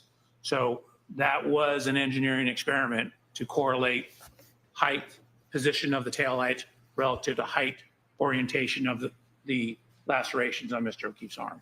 You just said, sir, if I heard you correctly, you, to answer my previous question, applied the laws of physics. That's what you just said, correct? So the laws of physics cover more than Newton's second law. There's a whole law of physics. The whole field of physics is a broad subject. So a simple measurement of height is a physical measurement. Sir, I have your entire report in my hand, right here. Where in the report do you apply the law of physics to the right arm of Mr. O'Keefe? Where? So in the paint experiment we did, the laws of physics about gravity, orientation, things like that, I didn't apply Newton's second law as we already went through. But again, those simple positions, arm angles, the possible physical arm angles, those are all generally governed by the laws of physics. The laws of physics are very broad. Sir, I'll ask it this way. Where in your 14-page report do you even mention the laws of physics related to the right arm of Mr. O'Keefe? What? So in Why terms of would he? Oh my gosh. applying the laws of physics. I'm not asking applying, just where in the report is it mentioned law of physics relative to the right arm? Can you point me I to don't know where? that I would write a report that said, these are the laws of physics. I would say, these are the numbers. But for example, the timing in GPS, how a clock times, the concept of a second, what does that mean? Those are all concepts of physics. So the timing, the GPS, the mileage, how we calculate the mileage, those are all based on the laws of physics. I'm talking about injuries to the right arm. It's not what you asked. You asked me about my whole report. Sir, if you could, please, I just need to finish my question. Where in your report do you use any laws of physics in connection with injuries to the right arm of Mr. O'Keefe? Can you point me to a word or a page in your report? Yes. Where? 2A, 2A Roman numeral 1, 2A Roman numeral 2, 2A Roman numeral 3, 2A Roman numeral number 4, 2A Roman numeral number 5. Sir, I followed all of it, but what I'm asking about is where in all of what you just mentioned is the word right arm? I'll take what you just said. Where in 2A and all of those is the word right arm? Where is it? Oh, sorry, it's in number 3. So let's go to 3. You state the location and orientation of the laceration on John O'Keefe's right forearm and right arm are consistent with the geometry and orientation of the right tail light of the Reed 2021 Lexus LX 570. Where, Can you read the next sentence? I'm sorry, is it see PowerPoint slides 102, 120, correct? Correct. All right. I want to just start with the report. Did you apply any force analysis to support 3? So in terms of the force analysis, I did not do an F equal MA analysis, but in terms of, say, the contact pattern, I obviously had to apply some force, even at 2 miles an hour, to do that. So the answer is, what you cited, number 3, you did not use a force analysis, correct? So force was applied to my arm in the paint test. I didn't do an F equals MA force analysis. Thank you. You're welcome. So now let's go to the horizontal movement we were talking about with regard to the car. And you can agree or disagree. Sorry, the picture's on. I'm sorry, we'll take that down. Do you agree or disagree that given a horizontal movement of the car, vertical lacerations would be an inconsistent injury pattern? So horizontal motion generally will cause a horizontal laceration. You can get what are called stellate, which are a blunt force, and it causes a splitting of the skin as well. But generally, when the vehicle is clipping or running horizontal across it, it will generally cause horizontal lacerations. But when you have a fractured taillight, you can get pieces going off in other directions. So it's not necessarily going to be perfectly horizontal. So my question is, not with clipping, you keep inserting clipping into my question. My question is this. If you're given a horizontal movement of the car, do you agree that it's more likely than not that vertical lacerations would be an inconsistent injury pattern? I'm trying to help you, but you got to give me more. So like, is it a clipping contact or is it not a clipping contact? Is it a direct in the center of the car impact? Okay, are there only two variables you need to answer the question? But this is a good start. All right, so let me do it this way. You can't answer the question on a general basis of whether there's horizontal movement of a car, whether vertical lacerations would be an inconsistent injury pattern. You can't answer that question without more information. Is that your answer? So generally, again, horizontal motion should cause horizontal lacerations. But again, it depends on what's being hit. Okay. So for example, if I have something that bends as a result of the impact, it could bend up and create a vertical laceration. So you would agree, based upon what you said, that generally horizontal movement of a car would be expected to cause horizontal lacerations. Generally. Okay. Yes. Now, during your blue paint test, the blue paint was featured more predominantly on your upper arm than your forearm. Is that correct? I think it depends on the tests. Do you want, we bring up a slide? Will that I'd help love you? to bring up a slide. We're going to be running the thing, so we'll just bring one up and you tell me whether this slide works for you, sir. Do you want me to tell you the slide I want? If we could take a shot at it first, and then we may ask you for it, but I think we've got a slide for you. And what number? Dr. Welcher, 111 is on the screen, sir. Thank you, Your Honor.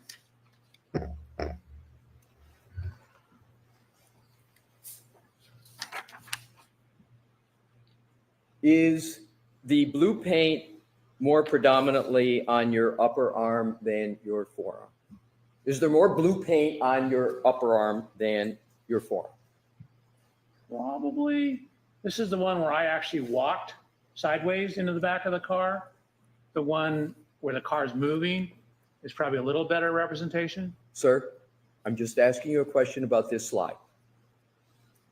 If Okay, you could just focus on this slide here, and if you can't answer it, so be it. I just answered it. Is the blue paint featured more predominantly on your upper arm than your forearm? It sort of looks like it. I didn't actually measure the total area of it. All righty. So on direct, you stated that in order for the injuries on Mr. O'Keefe's forearm to have been caused by an impact with the taillight, his arm would have needed to be held outstretched as you did in your demonstration, correct? You would need some degree of outstretch, yes. Yes. So isn't that an example of confirmation bias? No, that's matching the contact pattern to the injuries. But don't you have to select among other choices this outstretching of the arm? You had to make that selection from among others, correct? So that was matching the physical evidence on his arm to the physical evidence on the car, and then running a test to see if dynamically those matched up. So it's, I didn't have it hit the exhaust pipe, for example, because there was no assertion to hit the exhaust pipe. There was no damage to the exhaust pipe. So it was based upon the evidence, and the testing was done to test, to use your vernacular, the hypothesis that that's where it came from. Sir, have I ever asked you anything about a tailpipe in any of my questions today? Yes. I have not. I've never Yes, asked. you have. You asked me about the totality of the rear of the Lexus, which includes the tailpipe. All right. I am not going to be asking any questions that involve the taillight in any fashion. So what I'd like to do is to go back to the question that I'm asking, which is, did you consider as part of the scientific method in terms of more than one hypothesis, did you consider in your analysis any other orientation of Mr. O'Keefe other than the one you selected for your paint test? Yes. And where is that consideration of other hypotheses stated in any report? It's not. I was just looking at the damage that was up on the sheet metal. Okay. So are you saying that you considered other orientations of Mr. O'Keefe relative to the vehicle as part of your analysis? In terms of where exactly the hand would be, some slight different angles in the forearm, which is from the elbow to the hand. I did consider that, but all the physical testing is done with the hand hitting the approximate center of the taillight. Do you have any notes that you took for these alternative orientations? No, I think I just included photographs of that damage. Do you have any proof at all that you considered those other orientations? Anything you write? No, I don't believe so. Did you consider any other locations of Mr. O'Keefe under your theory relative to the back of the SUV? Sure. In the beginning of this, I started about, hey, it's all over. It could be anywhere on the back of it. Then whittled it down based upon the evidence, started eliminating various hypotheses based upon the evidence, and came to this conclusion, eliminating hypotheses based upon the taillight fragments near his body, the lacerations, his height, the height of the taillight on the Lexus. So it was an iterative process. Did you mention any of these supposed hypotheses in your direct testimony? No, because I was able to reject them. I didn't come in here to tell these people what didn't happen. I came in here to tell them what I believe happened. Would you agree, sir, that the scientific method earlier has the scientists identify various hypotheses, go with the data that supports it, but you show your math as to why you're rejecting hypotheses. As you said, you rejected them. I'm asking for proof that you considered other hypotheses. Do you have anything in writing, any notes at all, any videos, any tests that you did, documentation of other hypotheses other than picking this one? Do you have any documentation of that? So I did a bunch of tests with the Lexus. I did backing tests. I looked at how the rear system worked to see if it would autonomously brake. I confirmed it did not. So I eliminated that as a hypothesis. I tested the steering. I tested the transmission, what 1, 2 represented. So I did a whole bunch of tests on the vehicle. I understand you say you did a bunch of tests on the vehicle. My question is, did you ever take the vehicle and position yourself or anybody else in various locations to determine whether or not your hypotheses could be properly rejected? Do you have any documentation that you did that? I mean, I did do one static and 2 dynamic tests in very similar positions, though. So I did a total of 3 tests relative to the arm. Where is the documentation for that, sir? It's in the file. I gave it to you. Some of the slides are some of it. All right, so Mr. Alessi, I think if we're going to, I am, and I'm going to move on, Your Honor. So okay, Mr. Alessi, hold on, we're going to do that voir dire. Can I ask, I just have one other area, Your Honor. I can do it in short order if I could, Okay. please. I wasn't finished with my Go ahead, finish your answer. I'm So sorry. slides 109, 110, 111, actually through, I guess, 121 deal with the testing of the hypothesis. We'll come back to this at another time, Dr. Welcher. So what I want to do is to finish up on this point. So is it your testimony that no part of what you did in selecting this area, no part of it is confirmation bias? You say there's no confirmation bias at all in what you did. Is that your testimony? That's certainly my goal. I try and eliminate all confirmational bias. I didn't start out at this particular location. This is where the physical evidence led me to. So I would say the conclusions are supported by the science. My question is, did you engage in any confirmation, and this will be my last question, did The you answer is no. engage in any confirmation bias in terms of how you approach the issue that you have testified about in written reports? The answer is still no. It's a good All right, written. so, okay, thank you. All right, so jurors, we're going to send you home because we still have work to do here and we don't need you waiting there while we do it exactly. So tomorrow is a half day. We'll see when exactly that half day ends, but we won't be here until, we won't go until 4 tomorrow.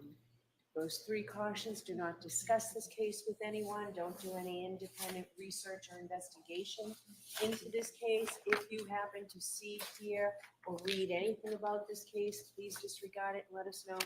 4th admonition: please be very careful with your social media use. See you tomorrow morning. Rise to the jury. Stay here.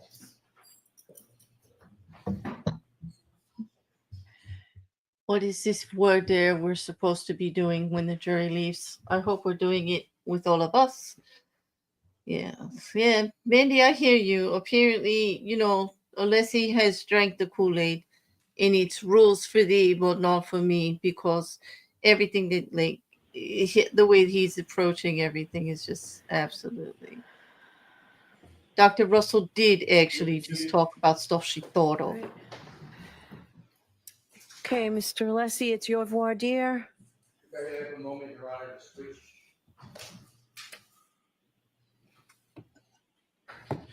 Apparently, he's asked for another voir dire of the witness to try to elicit testimony that has previously not been allowed. We'll see where they're going to go with it before it goes in front of the jury. I don't know what this. Can I have a look at my slides? Yeah, can you do that while you're sitting here answering questions? Yes.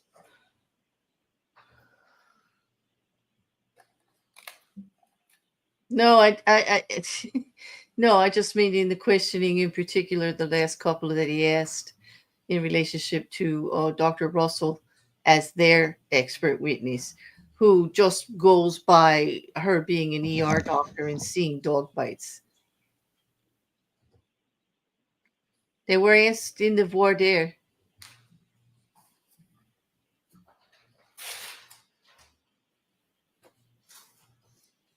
I believe it was in her voir dire.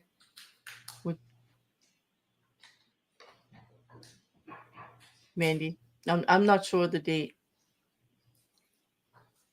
I'm going to start, Your Honor, with regard to the truth ball. Okay. And we're on a very limited schedule here. Okay. Okay, Your Honor.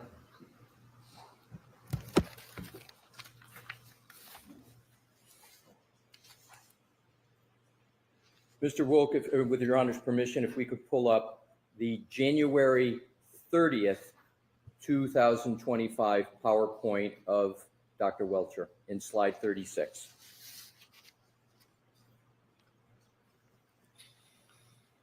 You see that, Dr. Welcher? Do you recall that from your January 30th, 2025 PowerPoint? I thought I had replaced the video on the left-hand side by the time I produced it. Sir, I got to don't go through recall this that. quickly. That image is a drone image on the left, correct? Oh, correct. And you had that in your original report, but you removed it in subsequent reports, correct? Correct. Where did you get that drone image from? It was in the file.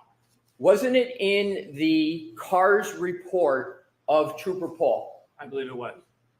So you took that drone image from the CARS report of Trooper Paul, correct? Correct. Let's, if we could, Mr. Woke, go to diagram 1. Do we have that electronically of Trooper Paul's report?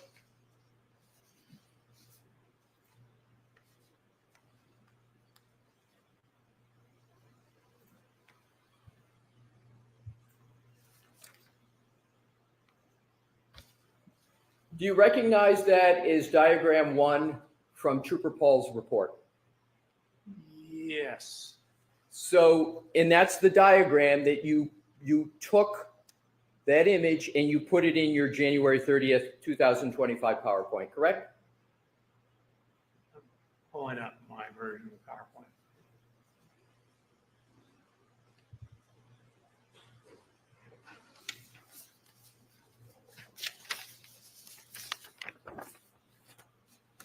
Yes, that's correct. Okay, if we could take that down, I'm going to go to the next example. We could go to Dr. Welcher. I'm sorry, actually, can we go back to that? Yes. With Your Honor, why do we? Well, I have limited. Go ahead. so that particular diagram I did not use. If you notice, the diagram I used has different cars and doesn't have all the writing about the position of things on it. I am going to now, Your Honor, have to take the time to go to Trooper Paul's report. We have the hard copy of Trooper Paul's. Could you turn the lights on, please?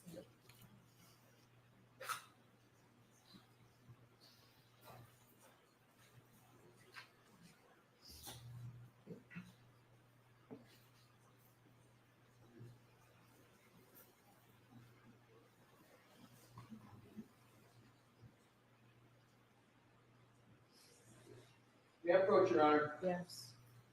I'm going to Show Mr. Brennan. Yes, Mr. Brennan, this is. May I approach you this? Excuse me, Dr. Welcher. You see this first page, you recognize this as the cover page for the Trooper Paul report that I was referring to. Lisa, can you show me the signature? You want to look at the report, sir? I'm not so sure there is a signature on the report.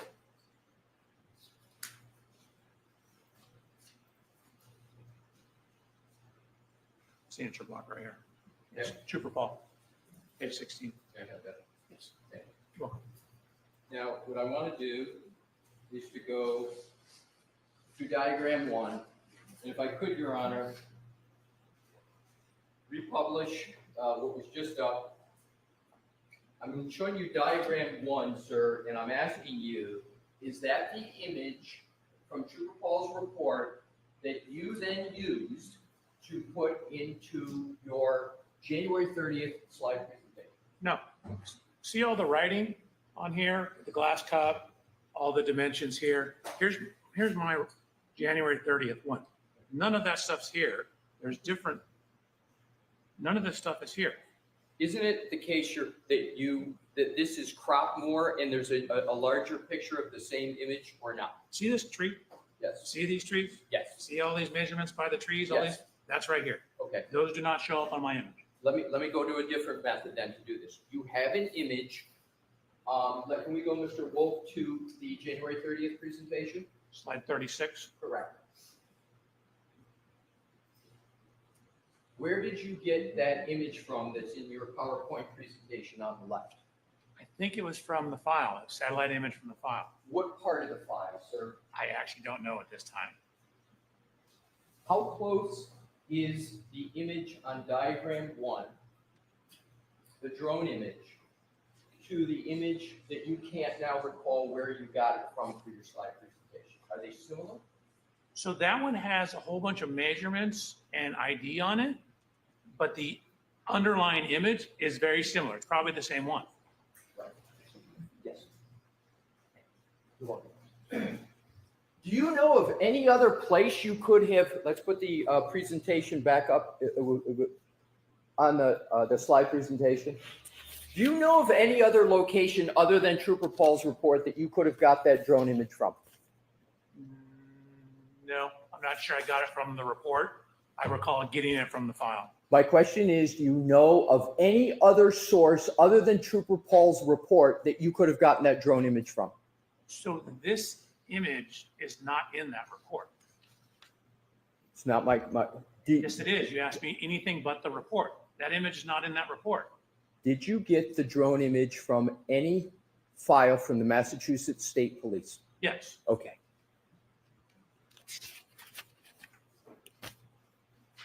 Did Trooper Paul work on any drone images to your knowledge with respect to 34 Fairview? I don't know. But you would agree that the drone images are from the Massachusetts State Police file, correct? Give me 1 second.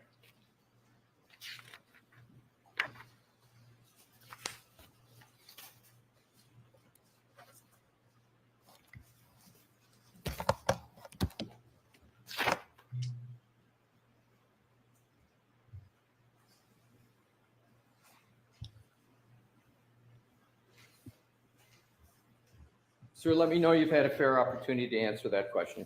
Yeah, give me a second.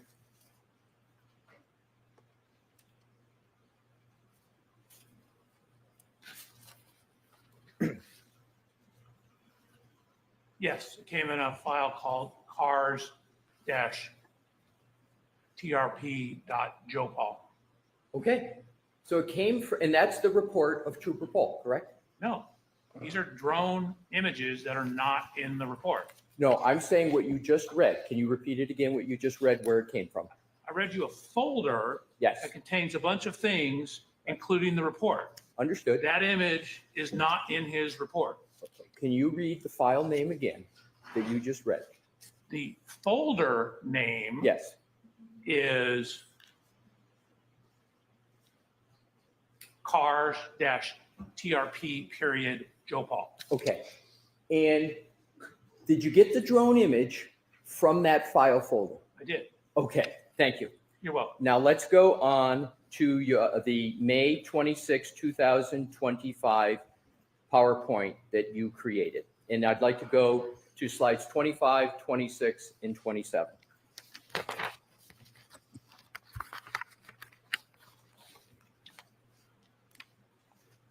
Have you discussed with anybody today at all the source of what is depicted up on this slide? No. Okay, so let's now go to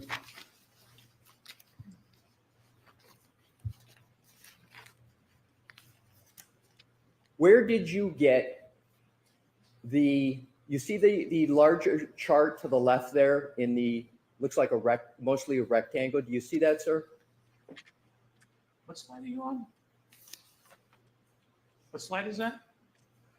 25, I 25, believe. Okay. Okay, and then if we could click to 26, because it looks like it's the same. If we can go to 26 and 27, looks like it's the same one. You tell me. Similar. Similar, okay. Yeah, In 27, correct. see the same or similar one there. Okay. These are all from Google Maps. Well, my question is,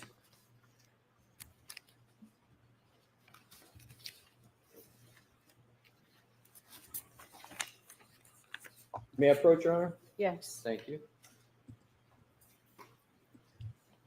Let me ask you this so I don't have to keep going back and forth. Do you have access, sir, to the cars report of Trooper Paul on your computer? Think so? You remember the name of it? I don't. We'll do it there with the hard copy. Mr. Brennan, I'd like to show this one. Thank you. So if I could approach, Your Honor? Yep. So you see what I'm pointing to right here, which is page 10 of Trooper Paul's cars report. Do you see that? I did. Is this the same report dated 1/29/2022? I believe so, sir. Let me just take a peek. This is, you can just compare, this is the one I have in my hand. Take it and look for any identification that gives you, right? We got the same one. Yeah, mine's broken. Okay, So that's just paper. okay. So we have that report, Mhm. and I now am referencing page 10 of that report, and I'm looking at the chart on page 10.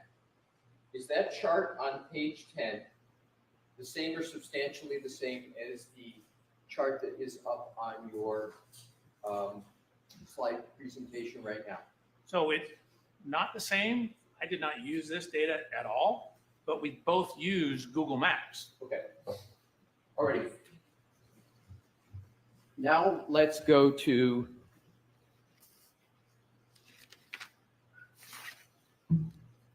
your, continuing on the same slide. If Mr. Woke, we could go to slides 22 and 23. Okay, and this will be the last on this, Mr. Alessi. If you want to get to the autopsy photo, we're wrapping this all up at 4:10. Okay, Your Honor.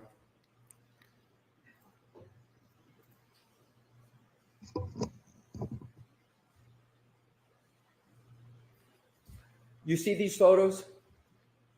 I'm sorry, You see the photos that are up on that? I do. Okay.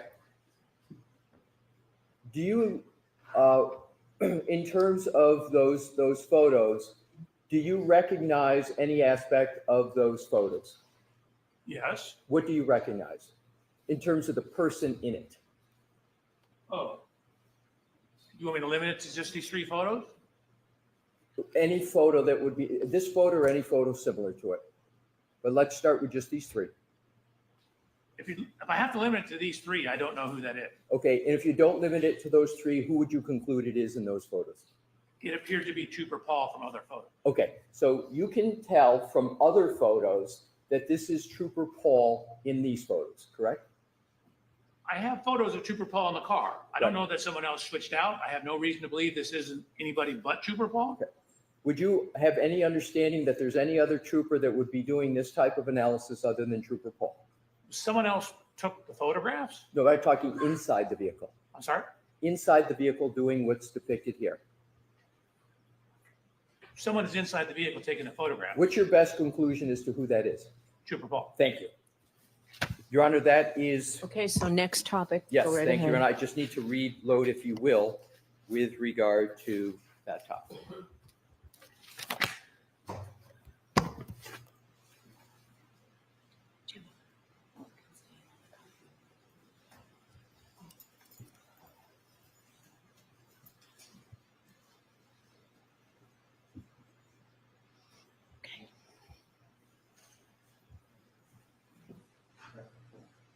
If you could, if Your Honor, you can go to slide, and I think I can do this fairly quickly. Okay, If you can go, Mr. Woke, to slide 131 of Dr. Welcher's PowerPoint presentation. And it's now 132. I don't believe that's the right one. It's the, One before that. I think you're, yeah, okay. So this is slide 131 from your slide presentation, correct, sir? Correct. And if you look to the far right, I'm sorry, Mr. Woke, you go to the other one. Yes, that one, and scroll down so we can see what's in green. For that depiction, that is from Dr. Scorty Bellows' autopsy report, page 3, correct? Is that where you got that from? It's from the report. Take your word for it on page 3. So, but it is from Dr. Scorty Bellows' autopsy report, correct? Correct. Now, if you could go to, if we could zoom back out and go to the multicolored image in the center, up at the top. Yep, I got it. Yep, thank you. If you can go to the very top line, it says autopsy report performed by Irene Scorty Bello, MD, PhD. If you could scroll back over, date of autopsy, January 31, 2022, and then you see final diagnoses. That is all directly from the autopsy report, is it not, sir? Yes. And that is in your slide presentation, correct, sir? This is page 131 of your slide presentation, correct? Correct. That's all I have, Your Honor. okay. You are all set, Doctor? Thank you, Ron. All right. Oh, did you have any questions, Mr. Brennan? If it'd be helpful to the court, I have a couple quickly. Okay. Can I keep it under 2 minutes?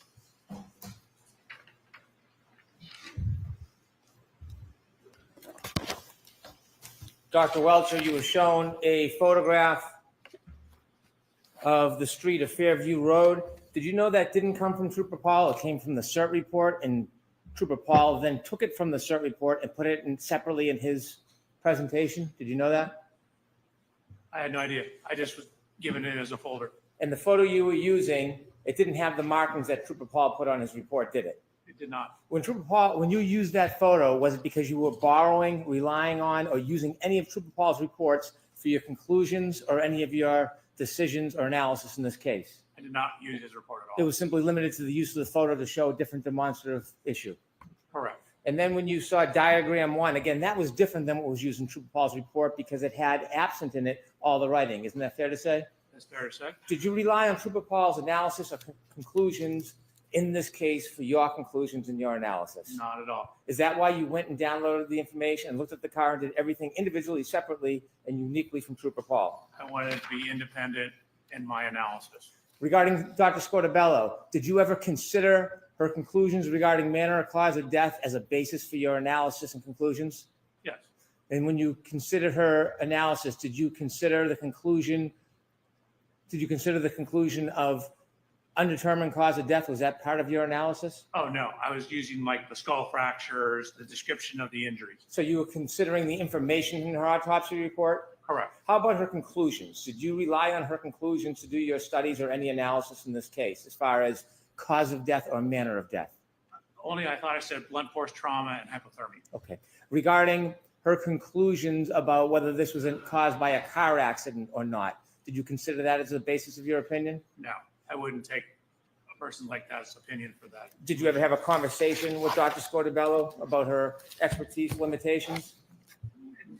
No, I would want a biomechanical analysis. Was your opinion regarding the collision in this case, did it have anything to do whatsoever with Dr. Scotabello's conclusions regarding cause of death, whether it was accident, undetermined, or homicide? No. Okay. Thank you. Yeah, Your Honor. All right, one question. Can we just wrap it up? I'd like to hear you argue, but we don't have time, so I'm just gonna I have decision. two questions, Your Honor. You put in your slide presentation information from the autopsy report of Dr. Scotabello for a reason, correct, sir? And that reason is because you considered the autopsy report as part of your analysis, correct? So I considered portions, which are the portions I included here for the autopsy report. And part of those considerations were the final diagnoses. We can put that back up, Mr. Woke. But you recall the slide that you had has the final diagnoses of Dr. Scotabello, and you put that in your slide presentation because you considered that as part of your analysis, else it wouldn't be in there, correct? So the final diagnosis is in there. There's a line, then it says cause of death, and then manner of death. Right. The things I highlighted are the things I thought were important. So the highlighting on slide 130. So the final diagnosis, again, does not include cause of death. It does not include manner of death. There's that horizontal line demarcating those. The important things that I was looking at are the under or highlighted, which is why I highlighted them.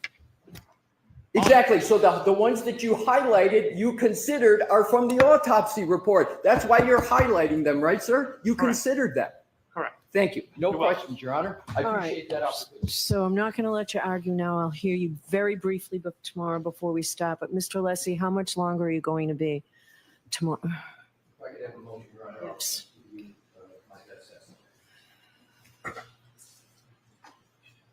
Holy moly. Can you feel the frustration of the judge right now? That was a fishing expedition. That is trying to ruin the expert's reputation as if he's using other people's materials. This is ridiculous. Tomorrow, if we can get through things quicker, I would like to do that, but given today, that's my best estimate. So That's we're half a day tomorrow. Oh, that's right.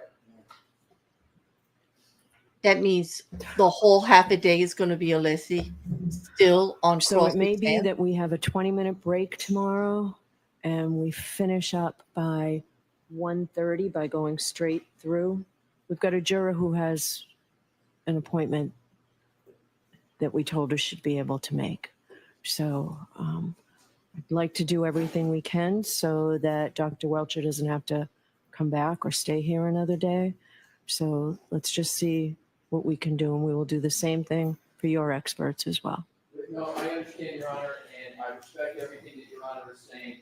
I must say, Your Honor, to state the obvious, this is a key aspect of the case, and we've got to be able to proceed through with the question. He covered a lot on his direct and he properly. And I'm not asking you to curb it. I'm just hoping that we can do it. So I will ask you tomorrow at The a whole certain day, time to see Smith. whether we're able to do it with the whole- 20-minute break and whole finish. Fair enough, time. Your Honor. Okay. That would be my answer if that's the point. Okay. All right. Thank you. All rise for the court, please. Thank you, Dr. Welcher. Thank you, Your Honor. Can I step down? Just to clarify, I'm not going to back up the stream, but he said he's going to take at least a full day, and she said we don't have a full day. We're leaving early, like we leave early tomorrow, and she doesn't want Dr. Welcher to have to stay another day. She's asking him to be considerate and finish up tomorrow during the half day by 1:30. Yep, he said at least the whole day, maybe more. He said it's the linchpin of their, it's very important to their case, and he wants to carry on. But that was a whole big fishing expedition there. I did I gave you guys all the research that Perplexity picked up on Massachusetts law in regards to how expert witnesses are allowed to use evidence, and basically it surrounds around Rule 14. So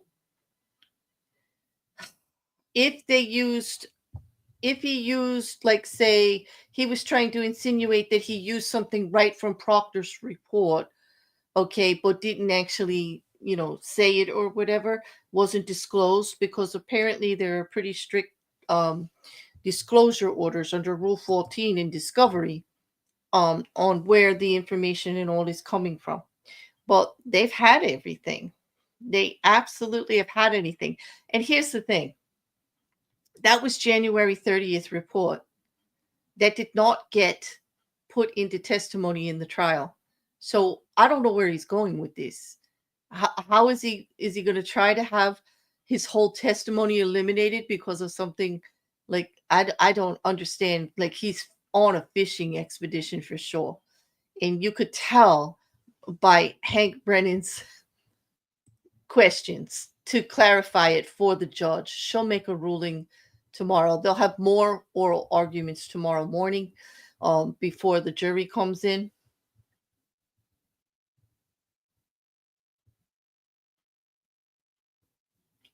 Victoria, you're right. He was really off his game today. Hey, Pete. I think she's annoyed with Alessi in general. He wasn't very focused. He's rambling. The witness is disproving his questions like as he goes, and he still just keeps going. I don't get it. I mean, they're entitled to do what they want to do, the defense. But this actually doesn't make much sense to me at all. But I'm not a lawyer. I'm sure lawyers out there will think that it was brilliant, but I am glad of one thing. If it's going to be a fishing expedition, which I truly believe it was, in that they did it in voir dire instead of in front of the jury, and now they'll have oral arguments tomorrow before the jury comes in, and Judge Cannone will decide before he can do that questioning in front of the jury. She will decide whether it's relevant or not, because that's ridiculous. Just like with third-party culprit, he wanted he wanted to bring everybody in from the house, and that's not no. Like, that's why he had to be careful. That's why she called the sidebar, reminded him that he needs actual evidence. And the only evidence he has is of other cars being there from other testimony. And so that part did come out. But he's not allowed to insinuate that all of those people could have had cars and been in the way or whatever. Which looked like where he was going, actually, to me. But I don't know. Just trying to throw that out there in front of the jury about all these other people that are around at the time. But on that, we're going to call it a day. a longer day, and we have only a half day tomorrow. So I will see you guys a little before 9. Anybody who gets to read that perplexity file, it is a little technical.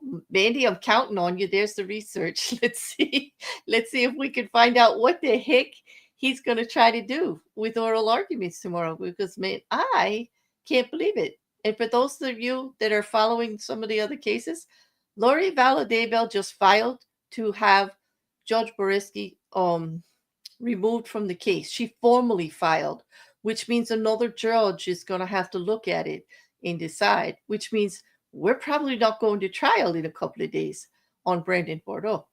It definitely is going to delay things. She wants him recused. She says he's biased, and she says that he violated timely trial laws because of allowing the state those couple of extra days in his break to finish the trial, like those 3 days after, which they haven't even got to yet. Let's see where this goes.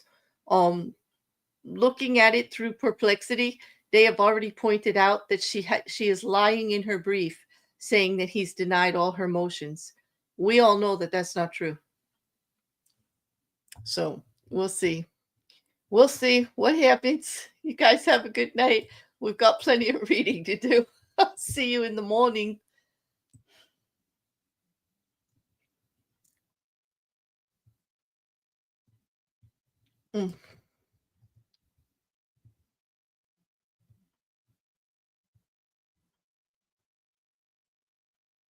You love our reactions, Pete. It's good. I was just reading Mandy's note. If you don't want to know, no, I put it in the feed, but I'll go put it in the. It's up above. It's a link up there at 4:11 in YouTube. You better grab it before the stream ends. I'll put it in Discord in the room also for those of you that are in the library. I'll put it in the read room. All right. On that, it was good to see you, Pete. Talk to you guys later. I'll see you tomorrow.